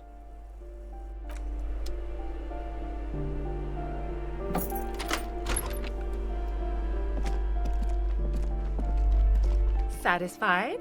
My name is Marielle Charpentier, and I'm an agent with Martinez Realty Associates. I am not breaking in, as I have every right to be here. The keys, see? Her voice is really cheerful, despite her obviously hating you. Do you want to see my ID as well? You can't legally ask for it, but why not? Want to see my residence permit too? Very well, but please make it quick. I need to be back in La Delta in an hour.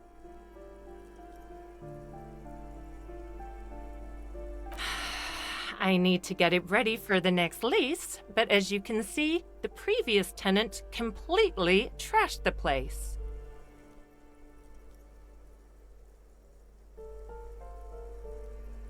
It was some kind of a moribund old man who used to be a business owner. You'd think they'd make rent. But that was months ago. Anyway, was there anything you wanted, or is that it? I'm in a hurry. Oh, that's another huge mess. The former tenant owes us 3 months of rent. 3. We closed the apartment and planned on auctioning off the valuables, but... And again, I have no idea how stupid mistakes like this can even happen. But Ron, when he came to close the door, didn't close the neighboring door. And there's a hole in the wall. A hole in the wall. Can you believe it? And then the tenant ran off with his stuff. He's gone. The money's gone. Just like that. The sum must have been puny.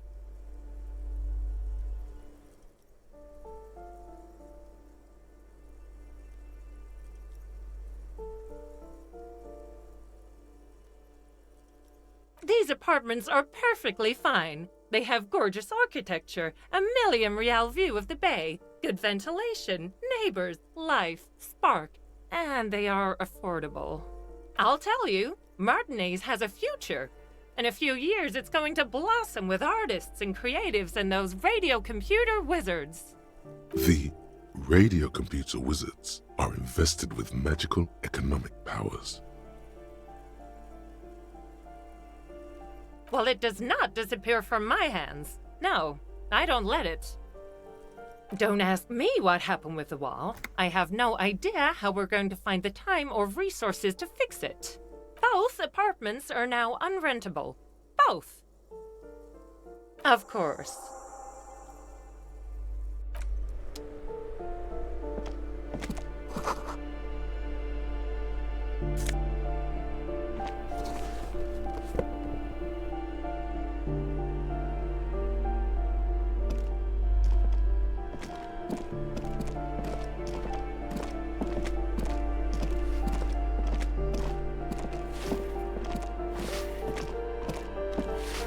Give me a moment.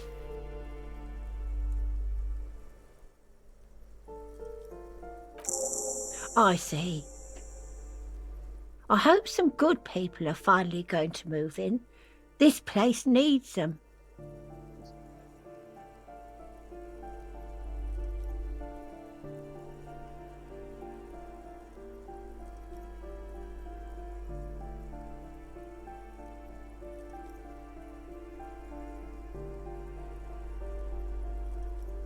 We won't be killing anyone. And you shouldn't say things like that. You're a police officer. There's been enough killing. I've seen it. She's seen it and known those who have been killed. I'm no one. just an old woman who cleans these hallways. If you can call it living. I have a little room upstairs right next to the coal room. It's barely bigger than a closet, but I don't complain, no. I have my bed and my aching bones to keep me company, and that's all I need from this world. She hasn't spoken to anyone for a while. Even her sentences feel rusty. Ask away, policeman.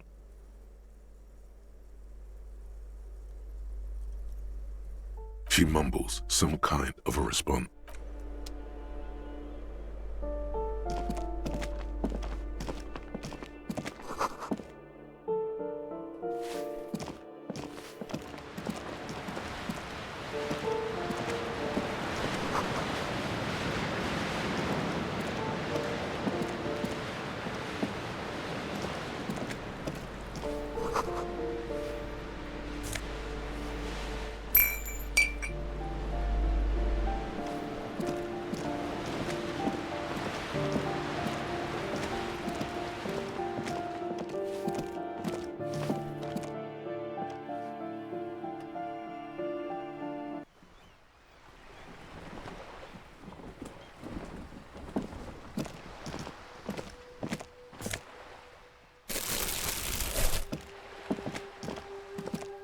Ooh, the piggies have learned how to saunter up staircases. I didn't think you could do that with hooves. But here you are. Yeah, I can see that. Cool mutations.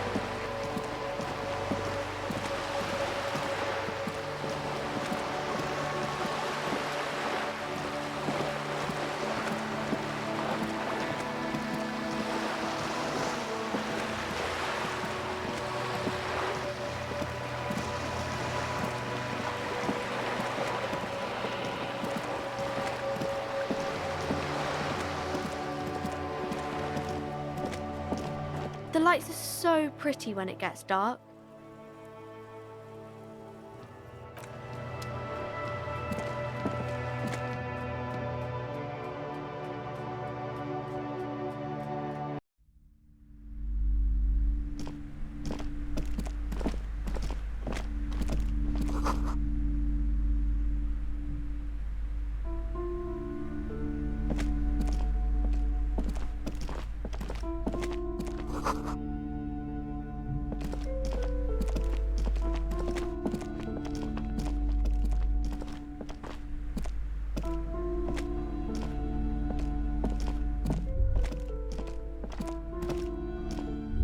Shelves full of biographies of famous people. Several maps have been attached. The maps look old and faded. Your eye catches a map of Insulinda, a map of... Always good to be informed of your surroundings.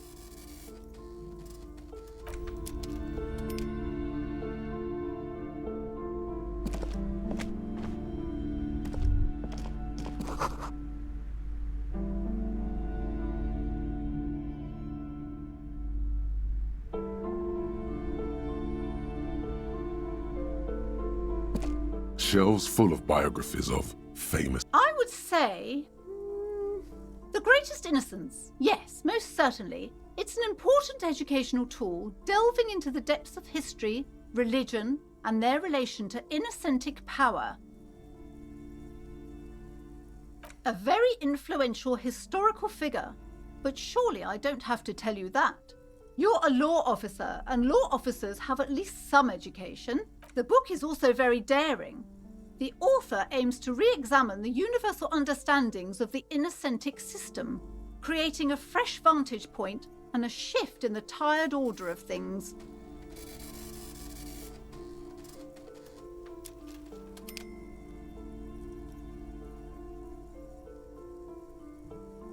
Certainly, it's prudent for a person to have at least an elementary understanding of history and society. Imagine the chaos we'd be in otherwise. You feel like you should get this one. Definitely.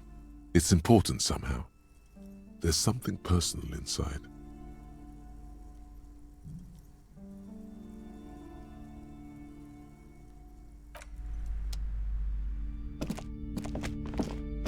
This bookstore is not strictly about crime, romance, and biographies of famous people. There's also a wide range of paranatural. The throbbing in your head increases with every passing moment you gaze at this shelf. Suddenly, as if out of nowhere, a small green book becomes apparent. The title of it reads, Medicinal Purposes of the Pearl. The book contains descriptions of various pseudoscientific therapies, alternative medicines, and folk remedies involving the pearl, also known as le territoire. For example, it recommends vigorously swatting one's naked body with a venik or hand broom, made from the leafy twigs of a young birch tree from the near pearl. It is, and good for the circulation too. It also recommends consuming distilled spirits like vodka or whiskey that have been aged in the pearl. Readers are instructed to cover these jars in a shallow hole just inside the pearl and leave them there for 30 to 60 days, depending on the potency desired. Among other benefits, it is alleged to restore a damaged liver to perfect Alcohol health. to restore damaged liver. That seems improbable.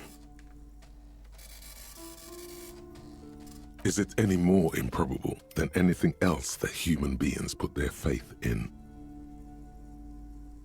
For general health and well-being, readers are encouraged to take regular strolls through the pearl, though a sidebar cautions readers to limit each stroll to less than an hour.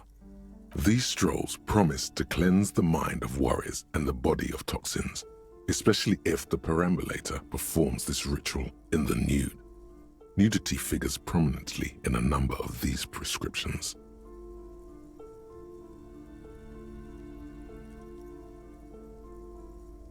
This is exactly what you need. There's an entire section devoted to cures for men who are struggling to perform their marital obligations. You close the book and return it to its place on the shelf. Hum, shelf. That wisdom is not for free.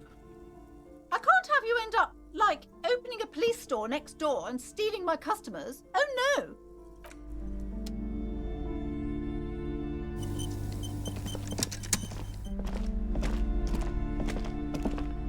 Try this again. Shelves filled to the brim with Oh, crime, robberies, murders, even sexual crimes. We're fortunate to have Dick Mullen and his stories to sort all that out. You're a police officer, apparently. You should buy all of these. They really do teach a person how to be a proper detective. Note, reading about Dick Mullen will not actually make you a better detective.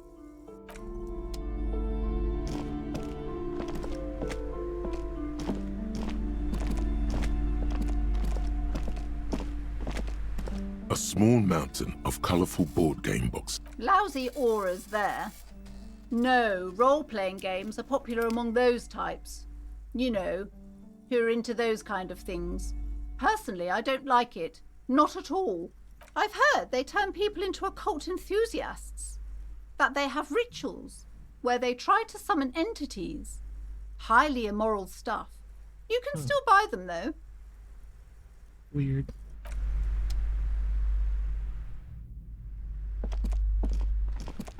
The display rack is brimming with worn paperbacks featuring an extremely muscular. Oh, man from Hjelmdal, blood and violence, scantily clad women, epic narratives, all those mystical things he encounters. What does it matter? They're all the same. However, the customer, if you're a novice of the series, I'd recommend Hjelmdalaman, the man from Hjelmdal. It's supposed to be a good introduction to this. Rows and rows of Hjelmdalamen blur your vision. You make out some titles. The display rack before you is burdened. Alright, I'm gonna leave.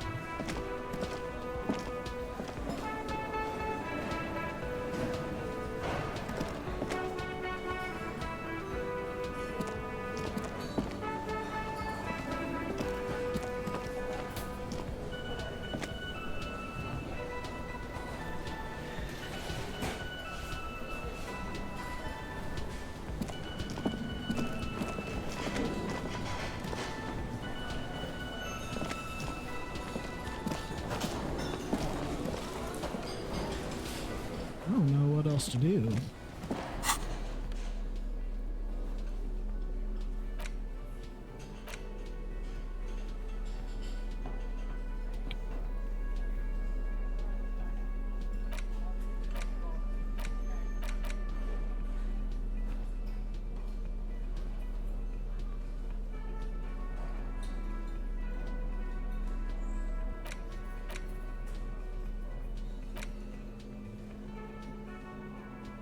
The worn map features the patchwork grid of the streets of Martinez, with directions to appropriately touristy locations. Your finger moves through the various streets, across Rue de Saint-Ghislain and Rue Saint-Sipar, over Saint-Brun and Martinez North, finally coming to a halt on the spot where you are currently standing. Although the map gives... For a more detailed view of the map, go to your journal and select the Map tab.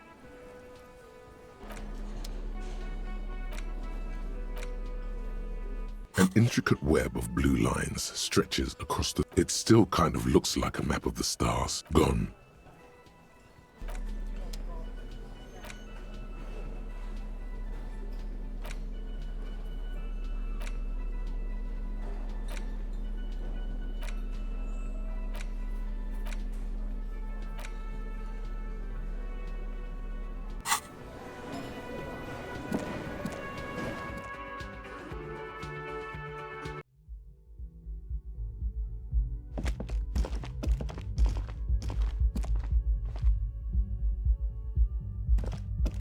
The door is closed.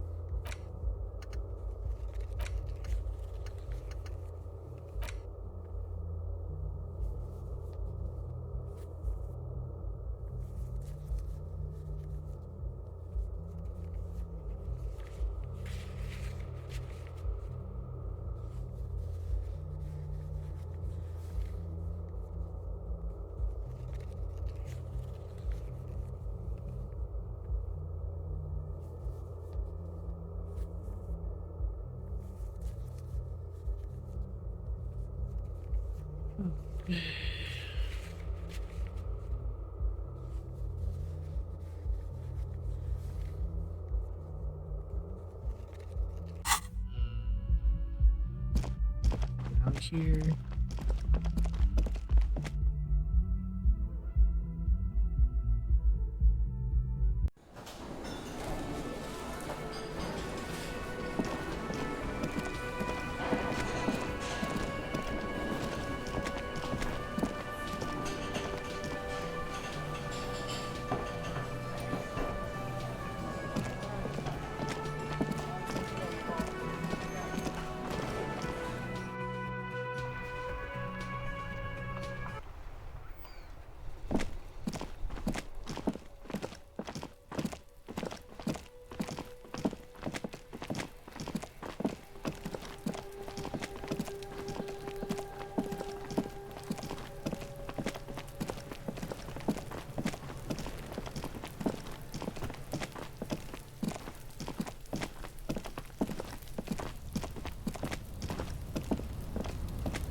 An inconspicuous pile of the roofing material, Eternite.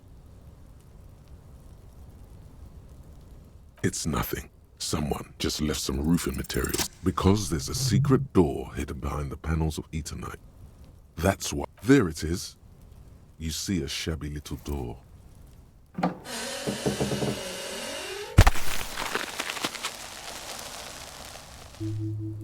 Nice. What is this then? A tool shed? Let's investigate.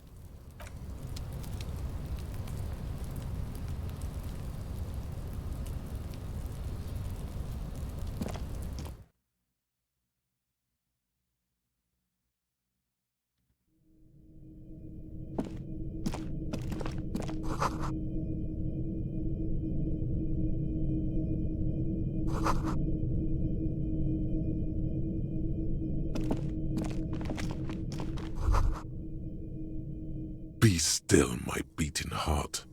It's the lieutenant isn't studying the powder in the mirror. He's studying you. There's a good vague way to ask where he stands on drug use. Professionally, I mean.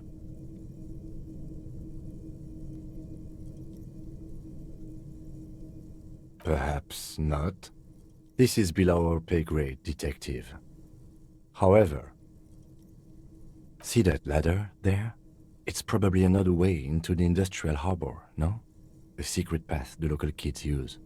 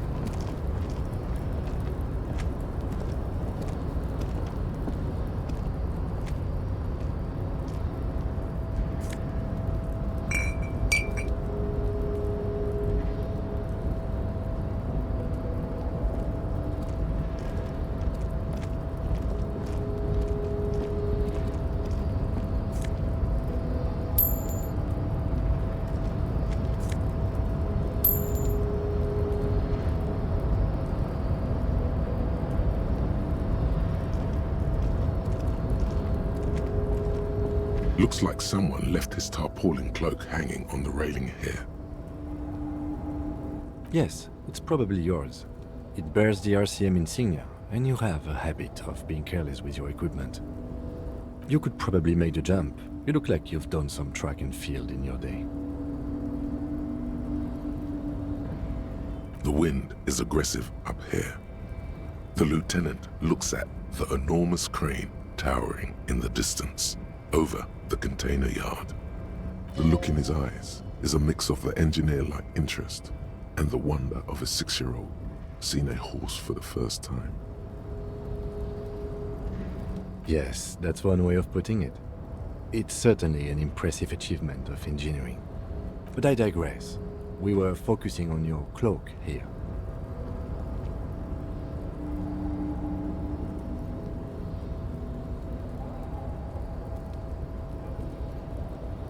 The cloak?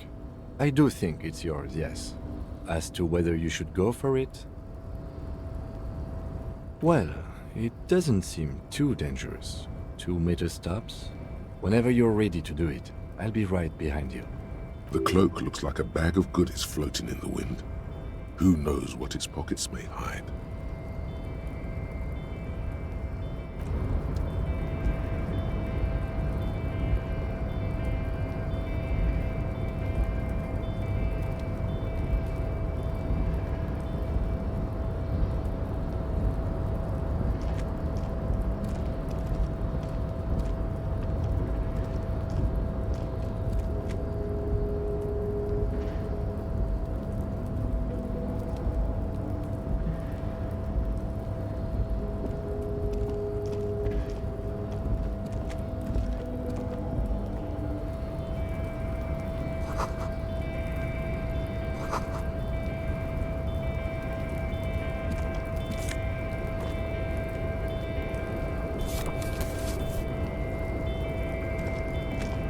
Do it. Should I jump and die?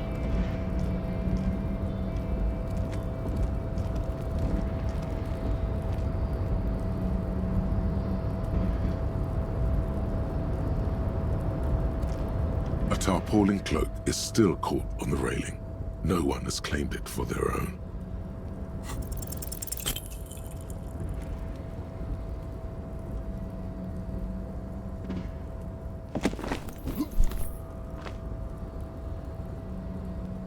Nope, no.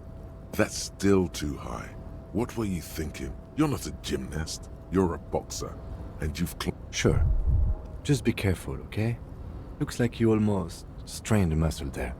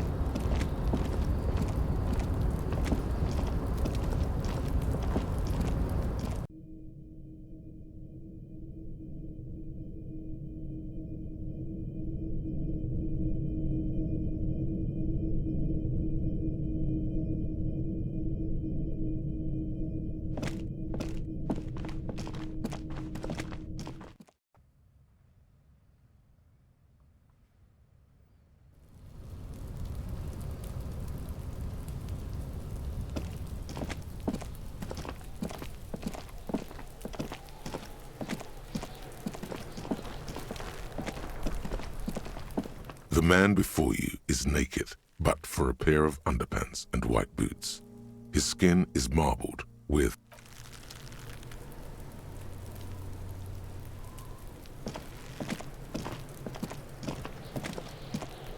This trash container is locked. The sliding lid has a padlock that says the body is downwind from here. Maybe you prefer the smell of garbage to the Trash? Food waste from the cafeteria? They lock these containers to keep the derelicts from flocking in. Could be evidence, too.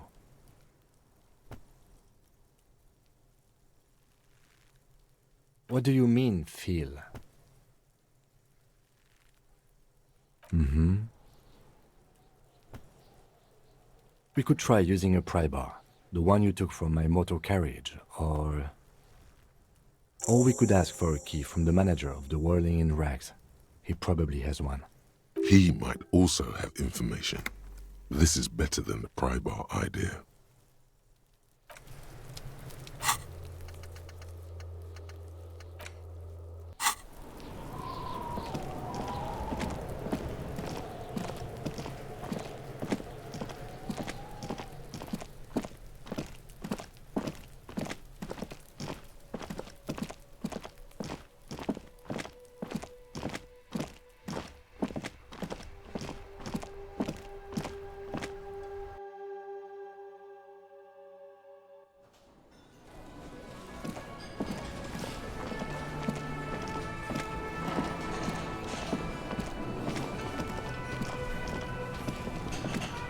Can I help you? Mine? No, it belongs to the Whirling in Rags. Thank you for clearing that up. Why do you keep the container locked? Why? To keep the hobos and drunks out. That's why. And the neighbors too. They put their trash there and they don't pay for the garbage company. I thought as much. And are you the only party with access to the trash container? Well, yes. Us and the garbage disposal company. It seems a little callous, doesn't it? Something stirs in you. Prod at him and find out.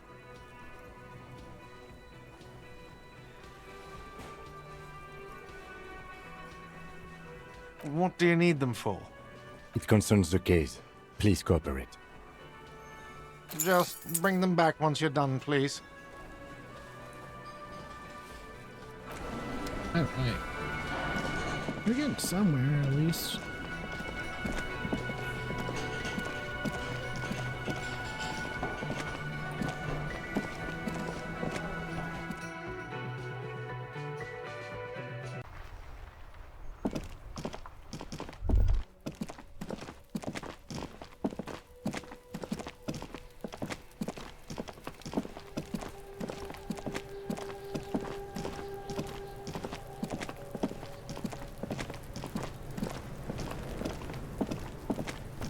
This trash container is locked. The slide with a well-oiled crack, the lock pops open. It should now be... Don't. Maybe you shouldn't.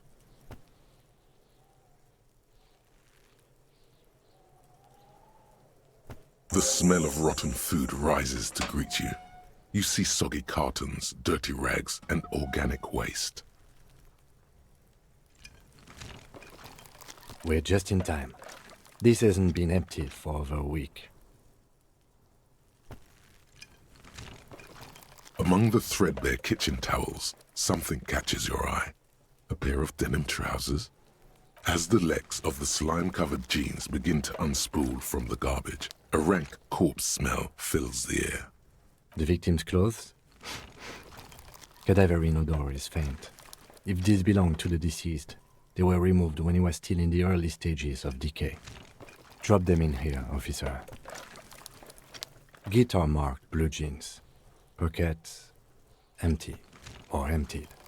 He wore them with a belt, too, a white belt. The loops appear stretched, but the belt is missing. That's it. Do you see anything else in there? I have another bag here. Something slimy catches your eye. A drab, long-sleeved shirt, olive-colored, appears from the food waste, dripping with pus. This is a military-type overgarment. No label or serial number. This is the kind of ribbed shirt that's worn over light armor to conceal it in an urban scenario. Anything more? The rest of the rags are just kitchen variety waste. A yellow old mug that catches your eye. But other than that... All right. We should go to Gart again and ask if he knows who put the clothes in the trash. It could be as simple as someone from the hostel cleaning the yard. Or that one. I'd advise against confronting that force. Not really.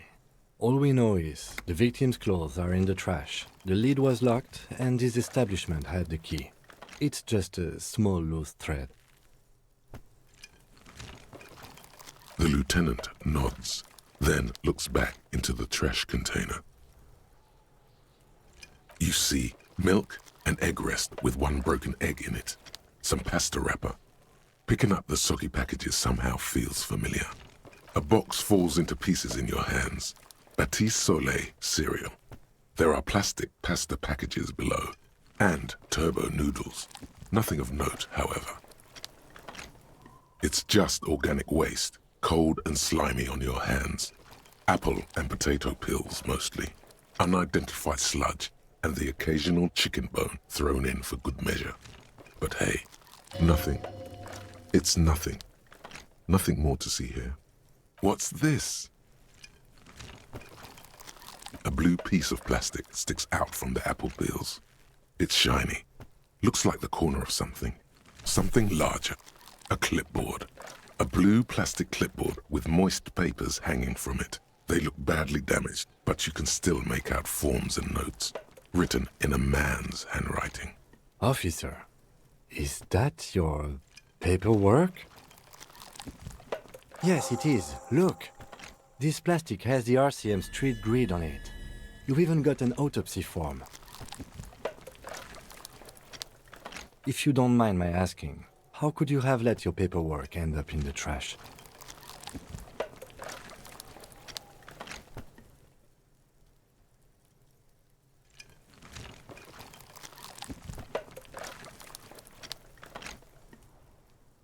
Well... His eyes express a rare condolence. Then he picks it up. Lucky we found it. You should take stock of what remains, just to be sure some has not made it into the hands of the RCM's adversaries. Organized crime and the like. There might have been police secrets in your notes.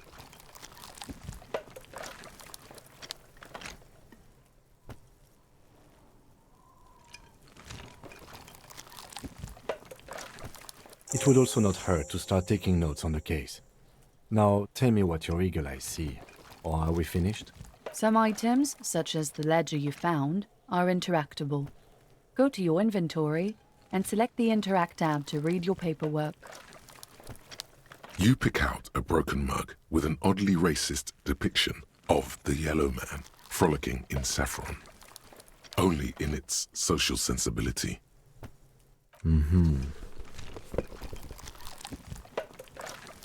The container sounds a muffled gong.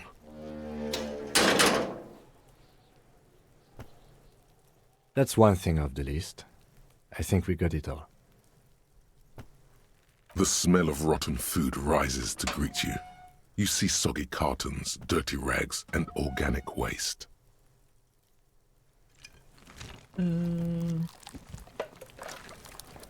container sounds a muffled gong.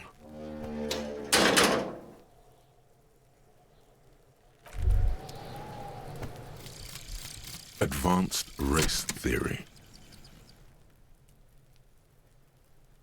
Everything is calm in the eye of the race storm. Your mind is lucid and bright.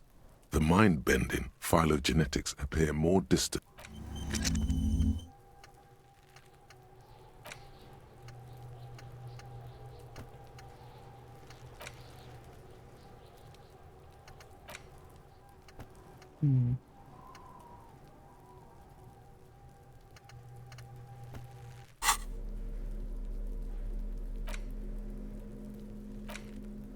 It's just a racist mug. What's there to read here?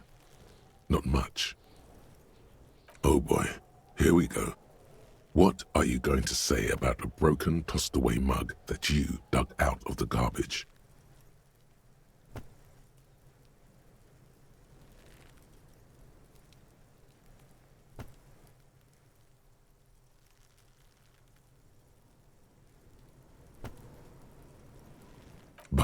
It was in the trash.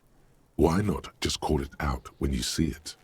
Or do some volunteering work. Just finish your case, detective. It's the ledger you found in the trash. A pitiful cabbage of white and yellow papers hanging from plastic board, barely held together by a metal clip. This sad display is made complete by the faint smell of urinal cleaner. There's a piece of toilet paper, or is it cleaning tissue? No, it's toilet paper, desperately sticking to the back of the blue plastic clipboard. It's a metaphor for you. Thank you, waterlogged ledger, for spelling it out for us. Below the pathetics, terror. Do not look into its blue heart.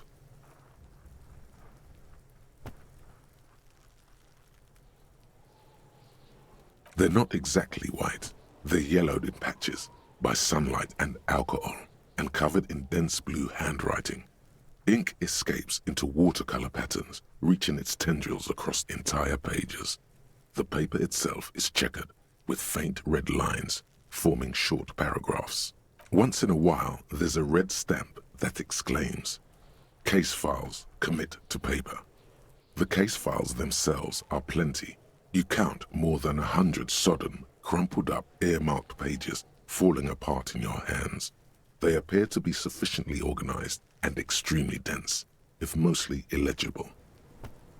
Work, strife, poverty, the Jamrock Quarter. These are handwritten logs of investigations dating back to January 51, this year. The exact number is hard to estimate due to missing pages and an odd naming convention. But there are at least 20, maybe 30 cases undertaken, not completed, mind you. It's the middle of March. You have attempted 2 cases a week on average.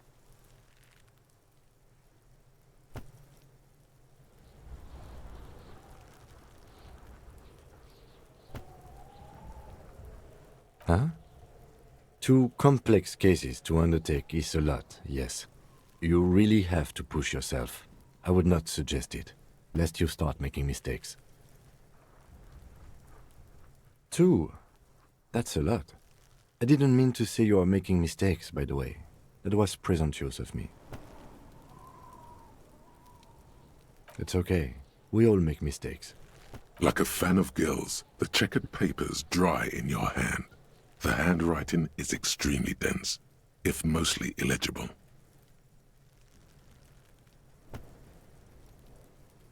Yes, it appears you employ a, shall we say, robust yet literary system. Each investigation has its case number written on the margins. Yet, still more tellingly, most are accompanied by a name. A title, one might say even. One that draws inspiration from snoop fiction and vespertine cop show staples. Yes, all caps. One is called The Next World Mural. Another, The Square Bullet Hole Murders. Another yet, The Unsolvable Case. Others appear more light-hearted. The guys on a couch in an unexpected location, and the murder at the hookah parlor. Even the rare article-free collapsing tenement. Murder features prominently throughout. It's going to take an effort to piece these case files together, but it can be done. Once you're done inspecting them up close. There is, for precisely one more. 15 pages near the end remain untouched by the damage. The checkered grid forms a structure of passages, breaking the case into subtasks to accomplish. Once all the tasks are accomplished, the case is complete. The tasks you've completed flow out of the kind green ape pen in a brash freehand similar to the rest of the letters. The wording comes easily. It's almost robotically simple, a language developed for mental rigor and simplicity. Inspect the victims, get the body down, interview the cafeteria. It's not exactly poetry, but poetry would be out of place. A satisfying slash sounds across the paper. You're done, it seems to say. And you, and you. Things to be done and things already done. The composition of reality. This is an extremely useful tool for a detective of the citizens' militia. Now all that remains is to name the case. No, actually. Any ideas? Great. That's great. That's actually what I was thinking too. The Hanged Man. Good, strong name. We have a very good name for the case now. I'm going to start calling it the Hanged Man. It's good we sorted this out.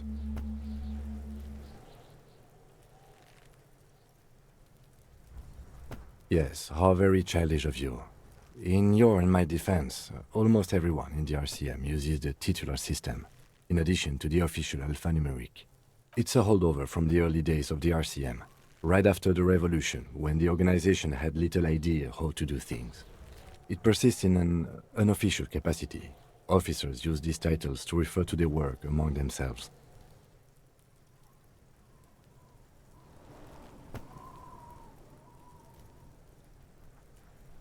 Your secret is safe with the rotten cabbage of papers in your hand. Writing covers almost all the pages. You don't exactly close them, so much as distance yourself from the smelly papers. They're a little further from your nose now. In the back, you see thin, translucent copier paper, some neon yellow, some bright red, all covered in boxes, like marching armies. These look like official forms, waiting to be filled out. Then rip them from the binder and hand them out, according to type of form. 3. The topmost are misconduct fines, the middle ones are station calls, and the bottommost are field autopsy forms. Each is easy enough to make sense of. You don't have to be an intellectual giant to do police work. A dozen pages of thin copy paper, bright red in color. You see the parameters of a deceased human form, waiting to be filled in. Age, sex, condition of internal organs. These are quite sinister in tone.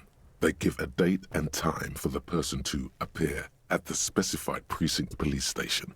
Below the call are the criminal charges you risk by not appearing. A monetary penalization ranging from 20 to 250 real. Severe cases allow for 1,000 real, but that requires special paperwork. The details of issuing these fines are spread out over the rest of the fields. But they appear pleasantly vague. Yes, all that remains now is to fill those forms and hand them to people. Fines for wrongdoers, interview requests for bad guys, and field autopsies to dead guys. The rest of the stinking cellulose is much worse for wear. Being sandwiched between the board and the rest of the paperwork must have spared the fragile copier paper. It's made of dark blue plastic, hard enough to beat someone to submission with. The edges are rounded, however. The U4 size board feels thick and heavy in your hand. Light shimmers on its wet surface. On the back you see the embossed letters, RCM. U4 sized pages hang from the clip, screwed to the top of the board. An aluminium block runs the width of the board, biting down on the paperwork. Its crocodile teeth are the only thing keeping the papers together. A regular pencil, the tip worn down to nothing, has been attached to the clip. The surface is interrupted by a silvery sticker. It's rectangular, sparkling with iridescence.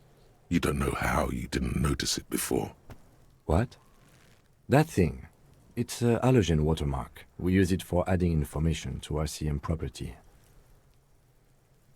It depends. Aside from an anti-counterfeiting stamp, mine has my station number and address. The information varies by date of issue. Maybe yours will have how many cases you've solved. How many years you've been on the force, he's thinking. It'll have that. Any capable light with the right wavelength will do. All RCM vehicles have had lights designed to reveal halogen watermarks. Mine too. This means you can read the watermarks if you just turn the lights on. Okay. While a bunch of sodden papers sag from the clipboard in your hand, it's a sorry sight. Arson, petty theft, spousal abuse, Handwritten logs on dozens of investigations date back to January 51. Stamped case files. Commit to paper.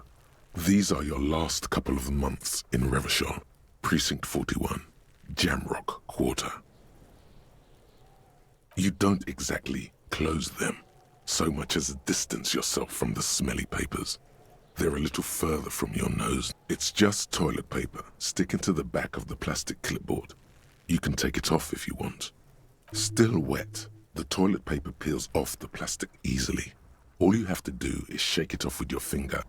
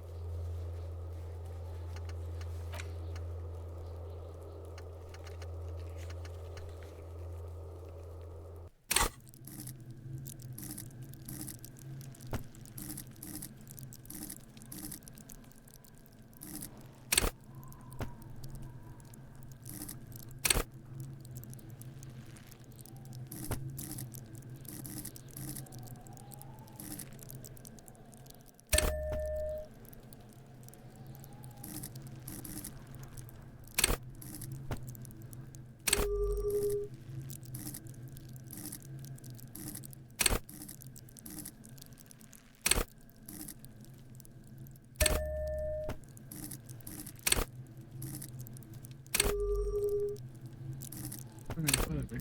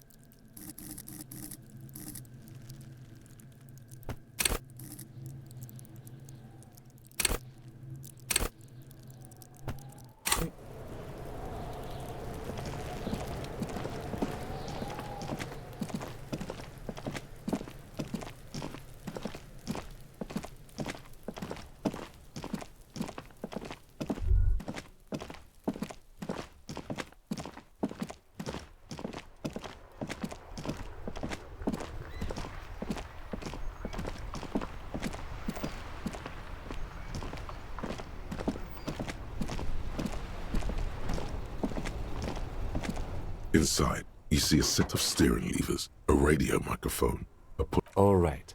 Ready? I turn, you press start. It's next to the preheater. He's downplaying his excitement. The lieutenant is more than happy to. The dashboard lights up with orange glow. The rounds per minute gauge jumps, and the engine of the Caprice Kinema comes to life with a whiny growl. The lights unfold with a little click, casting electrical light onto the ground before the vehicle. There you go. I'll turn them off from the remote once you're done. Inside, you see a set of steering levers, a radio microphone, a pull-out.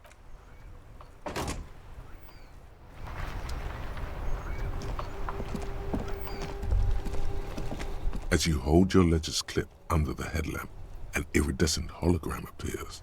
A street grid and the veins of a great river. A familiar sensation washes over you. There she is. Revachol West. Around the borders of the watermark are dozens, no, hundreds of micro-perforations.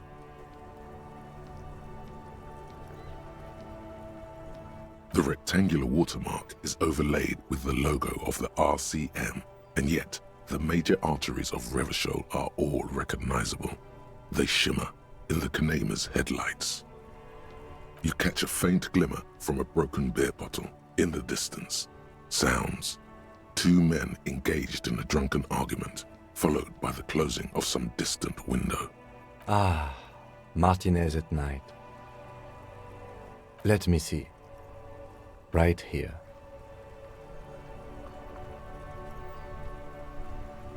Oh yes. Coal City. Le Royaume. The burnt-out quarter. There are many of them, and they are divided into 3 separate rows. The first row has 18 dots.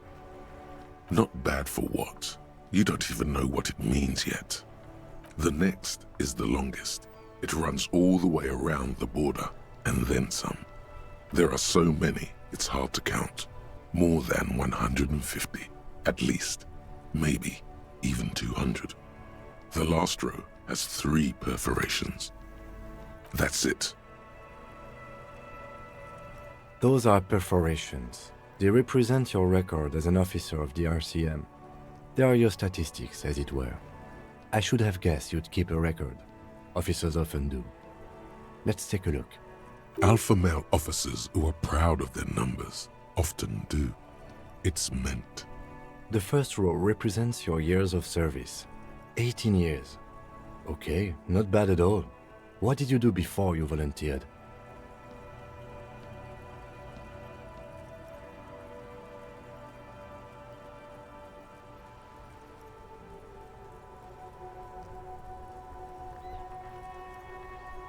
No shame in working a regular job, detective. Sometimes after a long day of doing this, I even envy it. Let's move on, shall we? This next row, the one that wraps all the way around, is your number of closed cases. Closed is good. It means finished. You've got, let's see... Wow, more than 200. It's quite a lot, even for someone who's been on the force for nearly 2 decades. Usually, clearing more than 10 cases a year puts you in the 90th percentile of all RCM officers.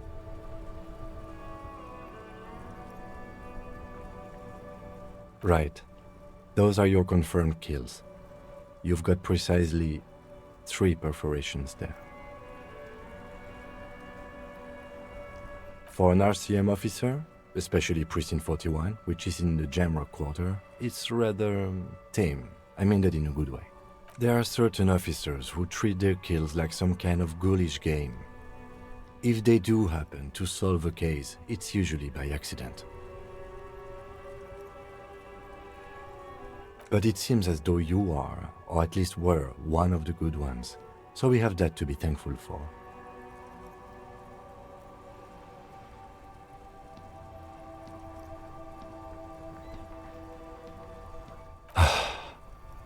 If you want to pour out the booze you've been carrying around on duty, I'm certainly not going to stop you. A dark pool of cheap Pilsner appears at your feet. It shimmers in the lights of the Kanema.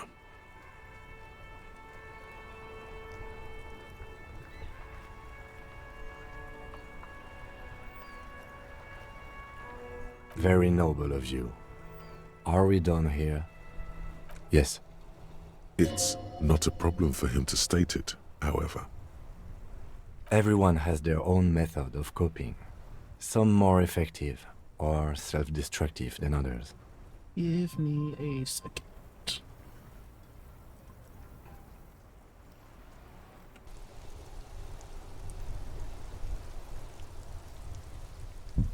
Alright, sorry about that. That's been a long talk with my mom.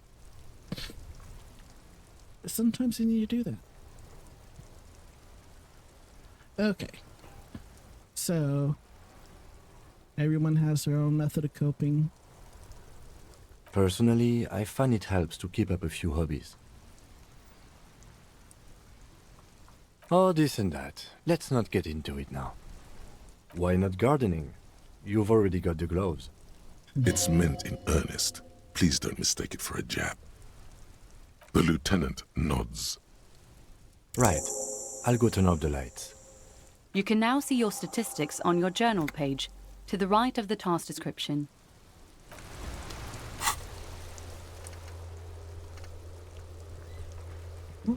Superstar, sorry cop, boring cop, communist, good cop, bad cop. Alright.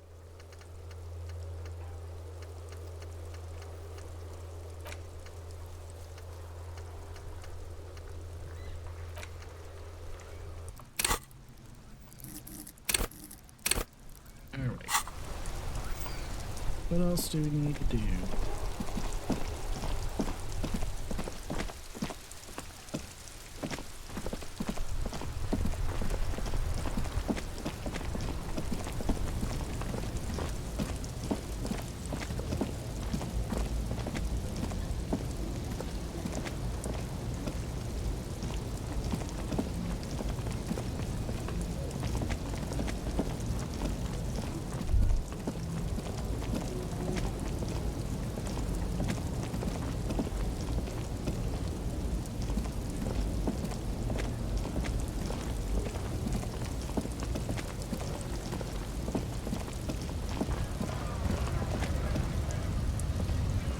A lorry stuck in the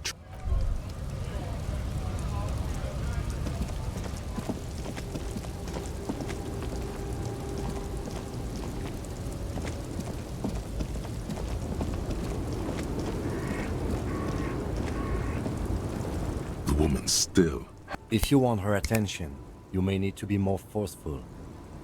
Where am I? Who are you? The smile on her face has disappeared, replaced by the weary aspect of a cornered beast. Never mind. I remember now. I'm still stuck in that traffic jam in the 50s. The men have small jaws and everything is made out of plastic. Why do you need plastic when you can make the world out of amber? Back in Methka, during the time of the revolution, the sidewalks and cafes are filled with young people. I was on my way to see a new Boyadero picture starring Gabriel Buendero. Until you came along, that is.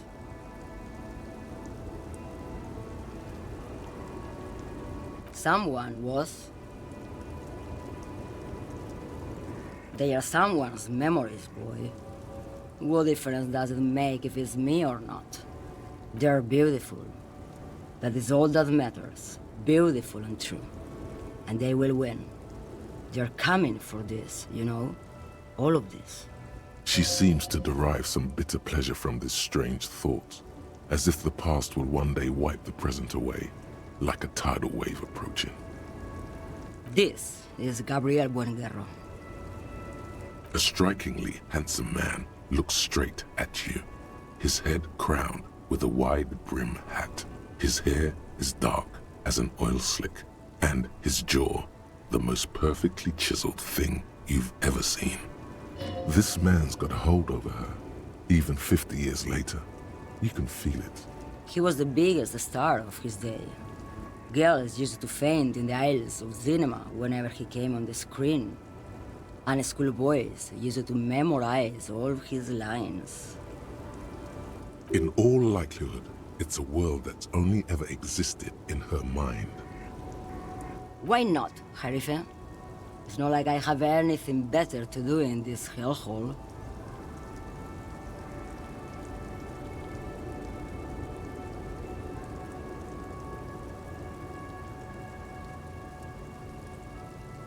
What do I need drugs for, Lowman? What I see, what I feel, the great adversary, no drugs can compare.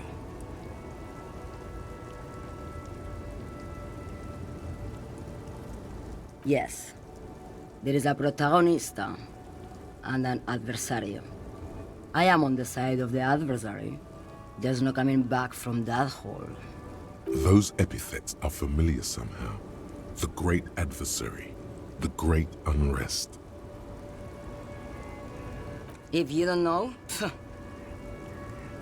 Maybe if she thought you're corrupt.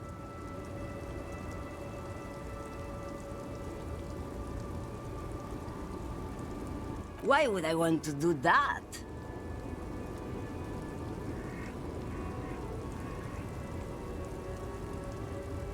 Lowman, what in the name of God are you talking about?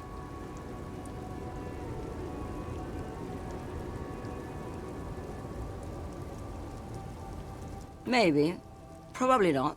Makes no difference to me either way. Just this month, I made half a dozen trips from Saramiriza to Grat on the U41A. What do you think they take from Saramiriza to Grat, Lowman? It's diamonds, Lowman, obviously.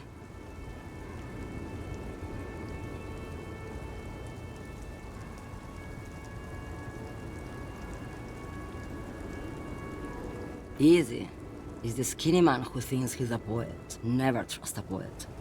Also, he's the only one I can see from here. That's correct. There is no visibility of any of the others.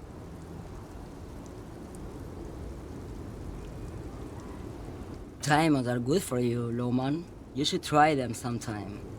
Make yourself pretty like Eva de Zoras. Where do you want me to go? This isn't so bad. I can listen to music, or the seagulls. Look at all the colors and the futures of this world. It's a good palate cleanser, this jamboree. Or I can just relax and let my mind carry me back where it will, to the Great Plains. I think we're done here, no?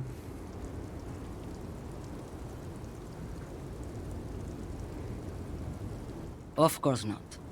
To truly understand the boyadero, you need to listen to On the Western Plain. A boyadero, boya for short, is a cowherder from upstream Magritte, the great steppes of northern Mesk. He is a rugged individualist and explorer. It's an old ballad about a young girl who falls in love with a daring boyadero. He promises to marry her as soon as he returns from the Western Plain. Of course not. The boyadero returns from the Western Plain a changed man. One night, as he and his beloved are out walking along the river Maigret, she pleads with him to give up his riding and settle down. In the background, you can hear the orchestra swell as the screen fills with the maiden's imploring eyes. So the boyadero strangles his beloved and throws her body in the Magritte. Then he rides off, because the Western Plain is calling to him.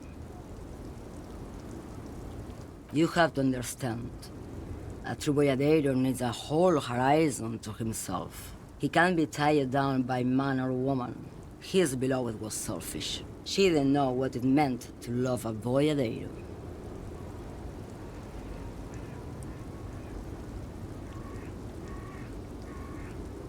She's just a distracted old woman. We should maybe let her get back to her things. So he doesn't think she's a smuggler. You hear that, Lowman? I don't think your partner likes you spending too much time with me.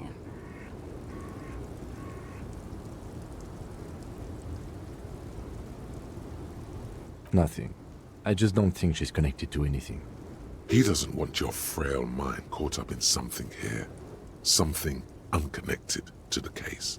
But connected to this woman tuning out like that. Oh, don't worry about me. I'm one of the best camioners around. I drive routes no one else will. Lomonosov's Land, Udajnaya Zemlya, the Western Plain, the Transcatolia Magistral, U41A, Adestradas du Mirador, all the good ones, the deep trenches, where the bluebirds fly.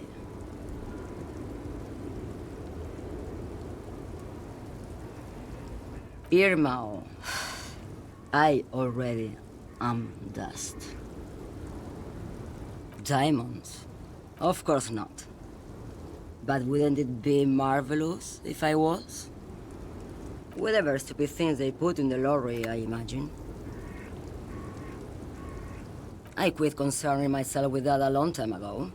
Besides, I don't drive the lorry for the cargo, if you know what I mean.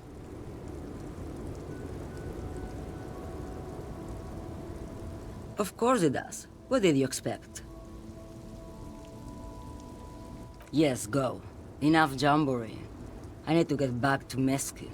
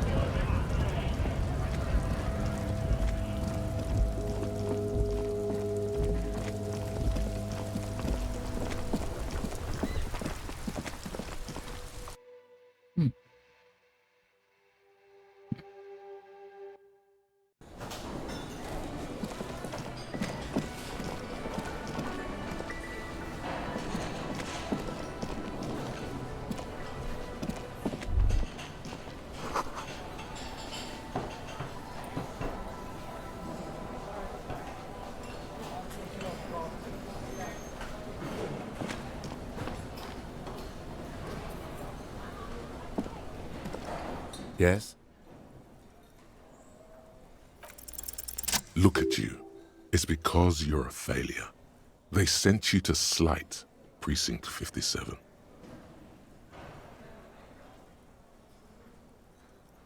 Just think about it for a second.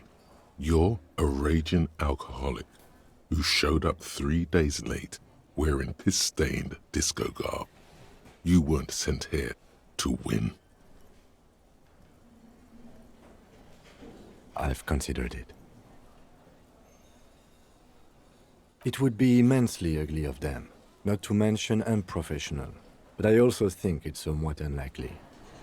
I checked the records. This jurisdiction dispute, who polices Martinez, reaches back to the 30s. It's as old as my station. And all this time we can't decide who gets Martinez? I think, yes, both stations would prefer a win.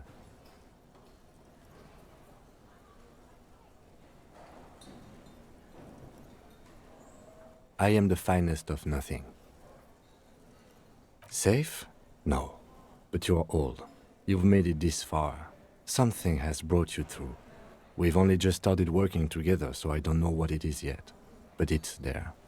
So no, I don't think they sent you as a joke. And even if they did, they are in for a surprise. Me? I don't see how my life is pertinent to the investigation. That's a fair point. All right, for the good of the investigation, what do you want to know? That's correct. You feel a slight urge to put the lieutenant down for this, but you can't quite muster enough testosterone.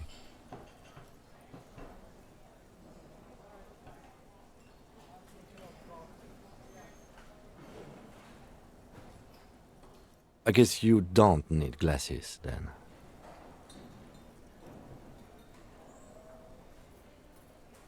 That's because I'm half Seolite, or quarter. My father's father was from Seoul. So was my grandmother, but from my mother's side. It's not an interesting topic. It's a part of the world, officer. A geopolitical entity and a geographic division. I told you it wouldn't be interesting. Seoul is a protectionist, isolationist, pan-Isolari state west of the Insulindian Isola. Actually, it's quite interesting. Some would even say mysterious. You're barking up the wrong tree. I don't speak a word of Seolite. I've never met either one of my grandparents, and I've never been to Seoul.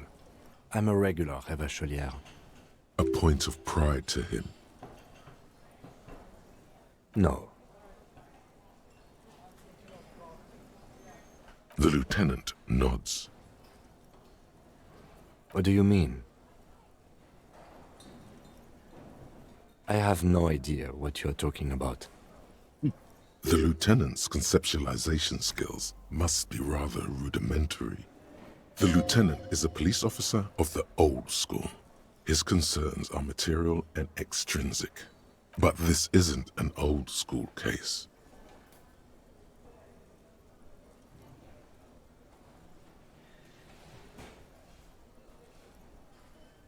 So what? That makes you the new school? God spare us. For real detective work, nothing beats a good notebook by your side. The lieutenant produces his small blue notebook and idly thumbs through a few pages. That's where his conversations with himself take place. We all have our different mediums. His is written. Good. Let's change the subject. Excuse me?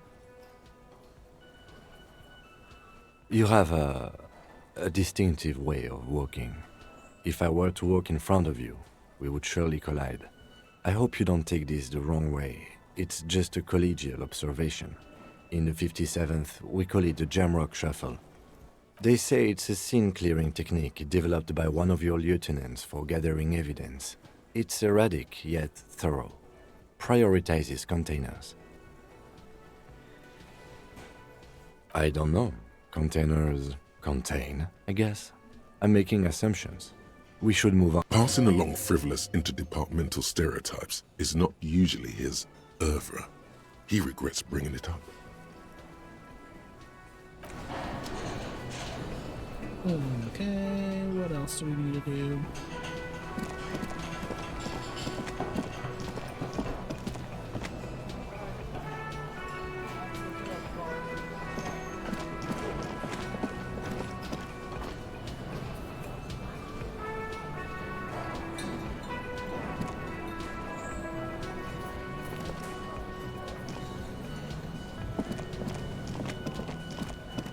see a heavy still.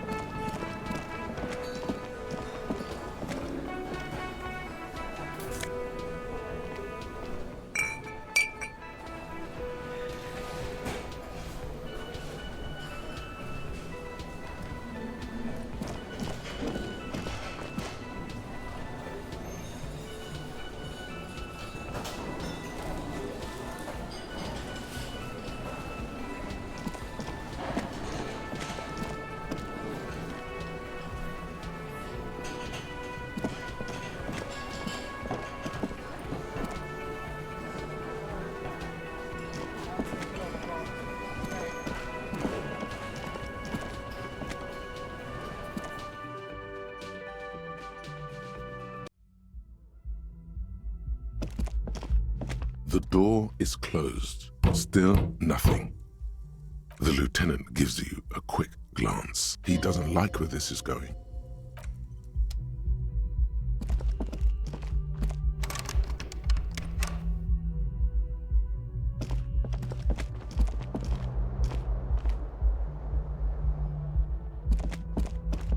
This is the door to the room you redecorated. Just a moment. We should talk about our progress on the investigation. Let's go out to the balcony.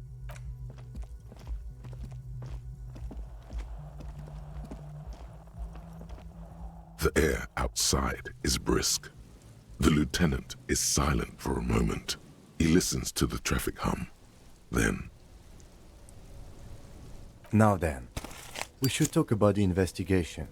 But I also feel you're a bit hazy on the RCM.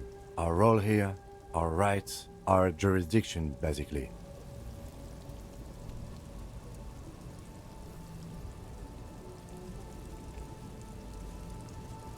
Well, we inspected the victim's body, so that's good. It was not easily approachable in that state, but we did it. I would say our initial inspection was very thorough, and we have solid leads to follow up on. The body is still hanging from that tree, which is unfortunate. And there's still much to do at the crime scene. He is not particularly satisfied with your progress, but he doesn't want you to feel completely discouraged. Probably out of fear that you'll just give up and keep drinking.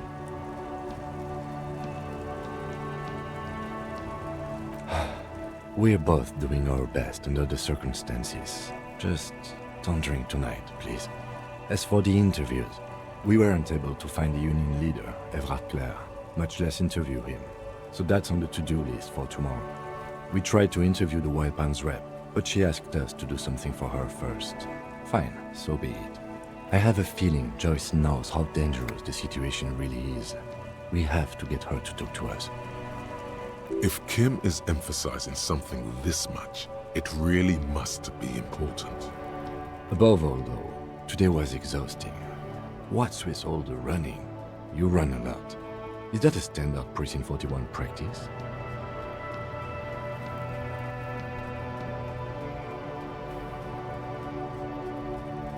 It's impressive, especially for a man your age, and in those heels. Nice shoes, by the way. I like the green. Goes with the orange. They're quite limited, actually. The power officers of the Revachol Citizens Militia exercise most frequently is imposing fines of up to 1,000 real for offenses, in accordance with an interdepartmental schedule. Yes, although indirectly, as citizens can always request records from their local station. Officers of the RCM have been known to take bribes of less than the prescribed fine amount. It undermines trust in the RCM. We can arrest people, of course, but rather than bringing someone in directly, it's preferable to serve a station call slip. It prevents confusion and overcrowding. You can't. Those who don't show up become fugitives, though, and have fewer legal rights when they are eventually caught. It's about power projection. Thus far, they seem to mostly show up. As you may have gathered from the fact that we are expected to carry a record of our kills, like the one in your watermarks, we are permitted to use whatever force is necessary, and strongly admonished not to abuse that power.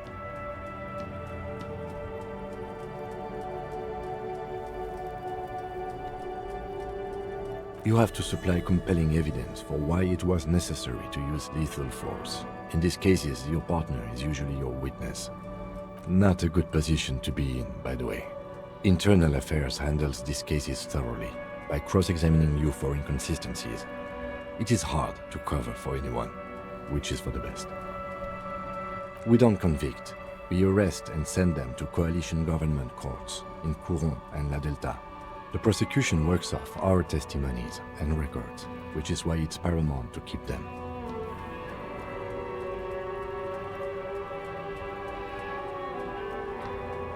The coalition government, and the moral intern more broadly.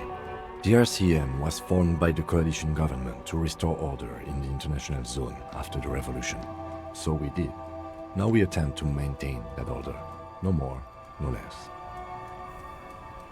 Or perhaps it is better to say we were allowed to form. It's a point of contention whether the citizens of Revachol or the coalition government founded the RCM. It's probably more honest, yes. Either way, the Moralinton leases us the right to keep the peace in this city, and they will take it away if we misuse it. Or if they think you do. The Moralist International are the world's largest political organization. You know who they are. They have been running this place after the revolution failed. They're a union of center-left and center-right parties across the Real Belt. Our coalition government is just one of its many projects. They also run the ICP, EPIS, most intergovernmental organizations in the world. What do they believe in? They are Dolorians. They believe they continue the humanist project set forth by Her Innocence Dolores Day 4 centuries ago. Others say they are just technocrats. Those others say they continue the humanist project set forth by Dolores Day. Interesting question. It's a blue forget-me-not. Their motto is love, compassion, self-discipline. I think you can gauge what they want you to think of them from that. Something kind and usual. Something almost self-explanatory. Something ominous. A historic figure? The author of the modern age? You will have to look elsewhere for opinions. The subject of humanism is too abstract for me. The moral intern are a fact. I try not to have opinions on facts until they change. And it doesn't look like that's about to happen. It is more than that. There's some kind of affection in him. The lieutenant breathes out a chestnut-scented cloud of cigarette smoke and looks at the city he's sworn to guard. Do you?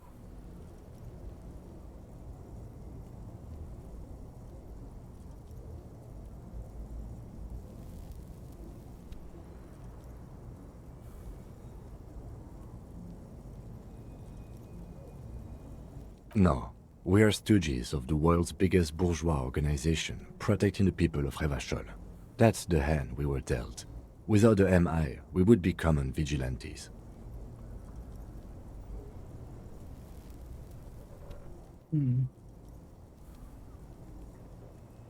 Spoken like a revolutionary, not a cop. But hypothetical aside, in Martinez we already are vigilantes. At least the Union thinks so. I expect our job here to prove quite challenging.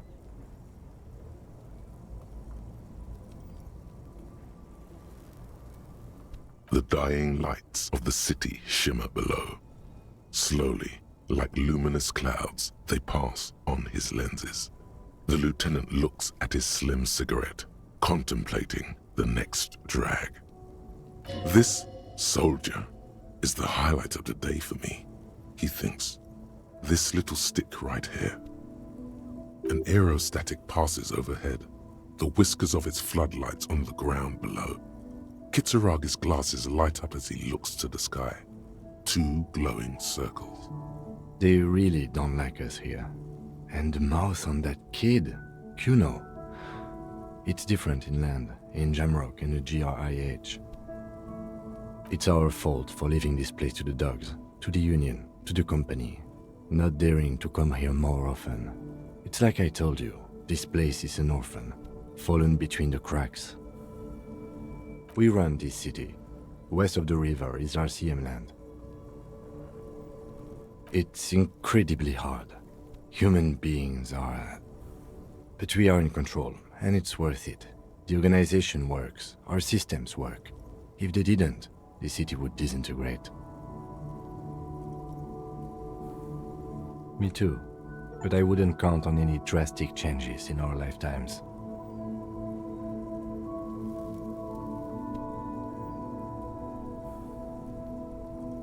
Yeah, it's getting very cold now. Let's go.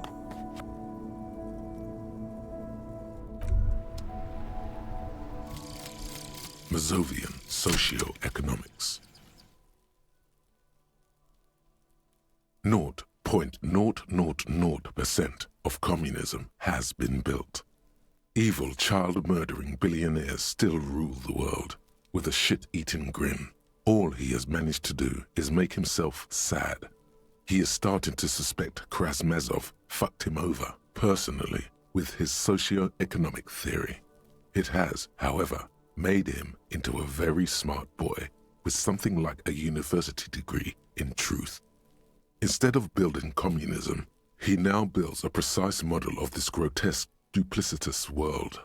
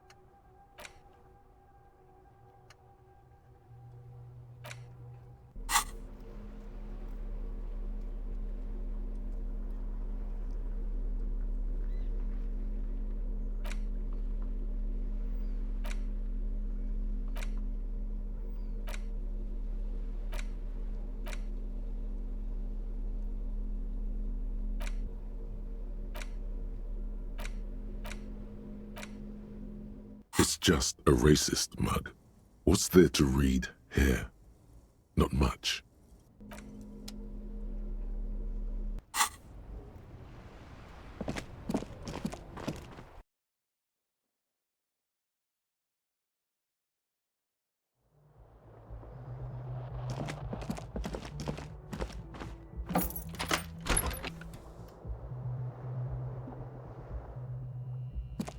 Yes?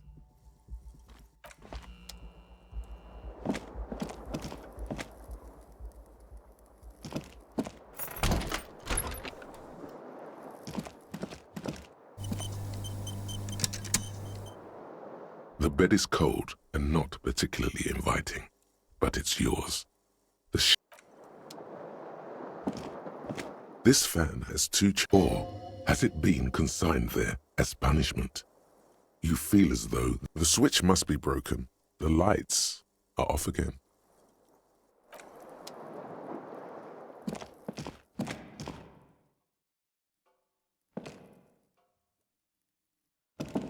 A mirror hangs on the bathroom wall. It's barely covered in steam anymore. It's your face in the mirror, adorned with the expression.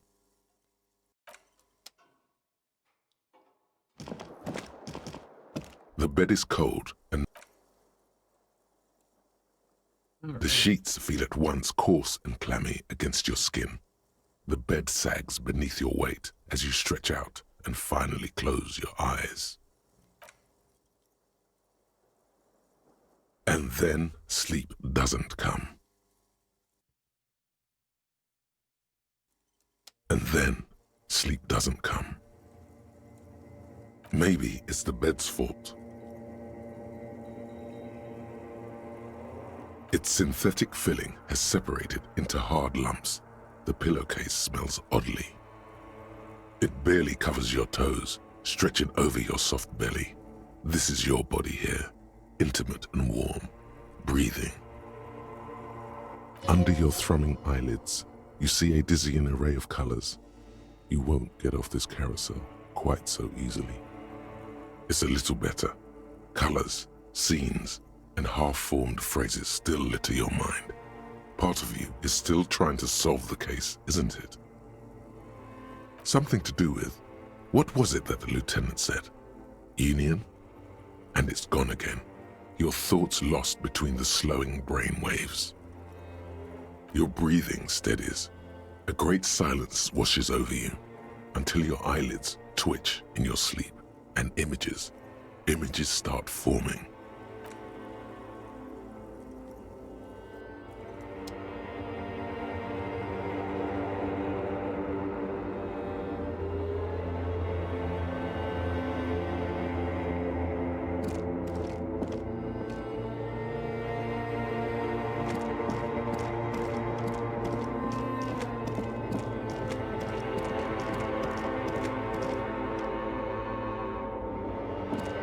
Do you remember the scent of your childhood?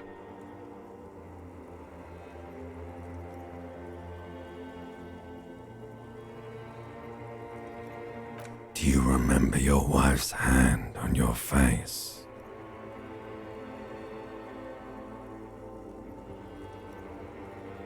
Do you remember the warmth of her thighs between her legs and in her mouth?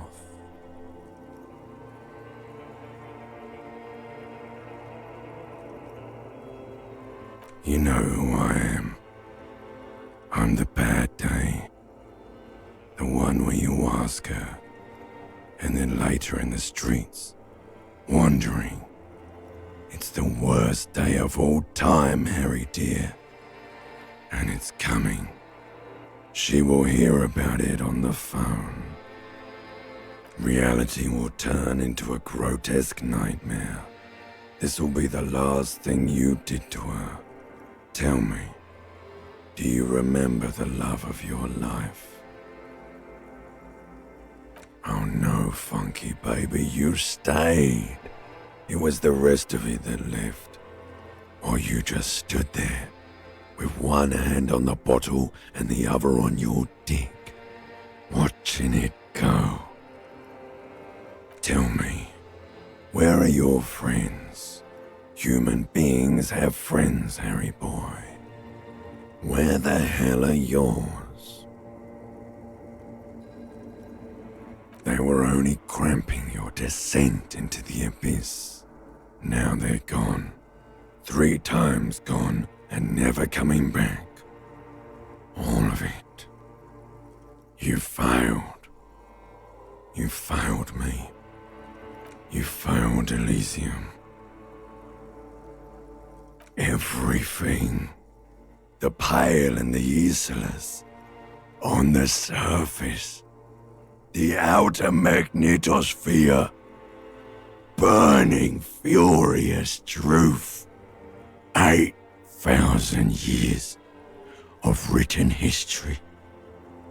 You really dropped the ball, Harry.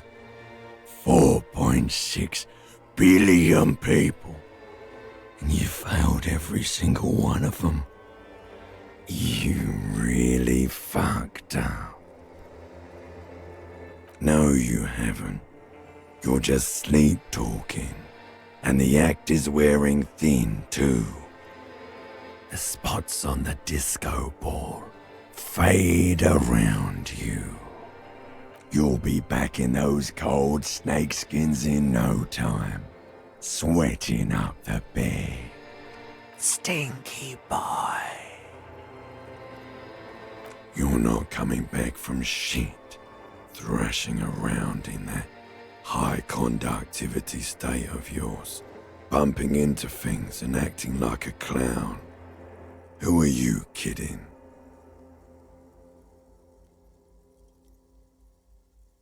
Your mind is what now?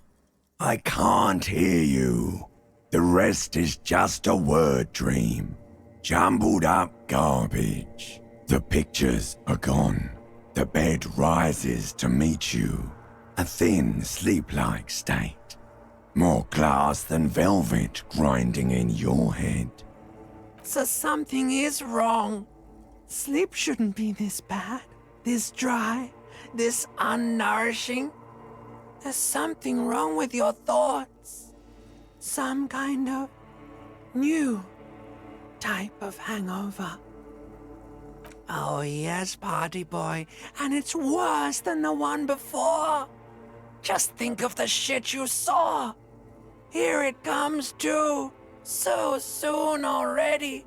A silent alarm goes off in your head like clockwork, barely let you sleep at all. Time to get those clothes on, Harry. Time to go to work in the shit factory.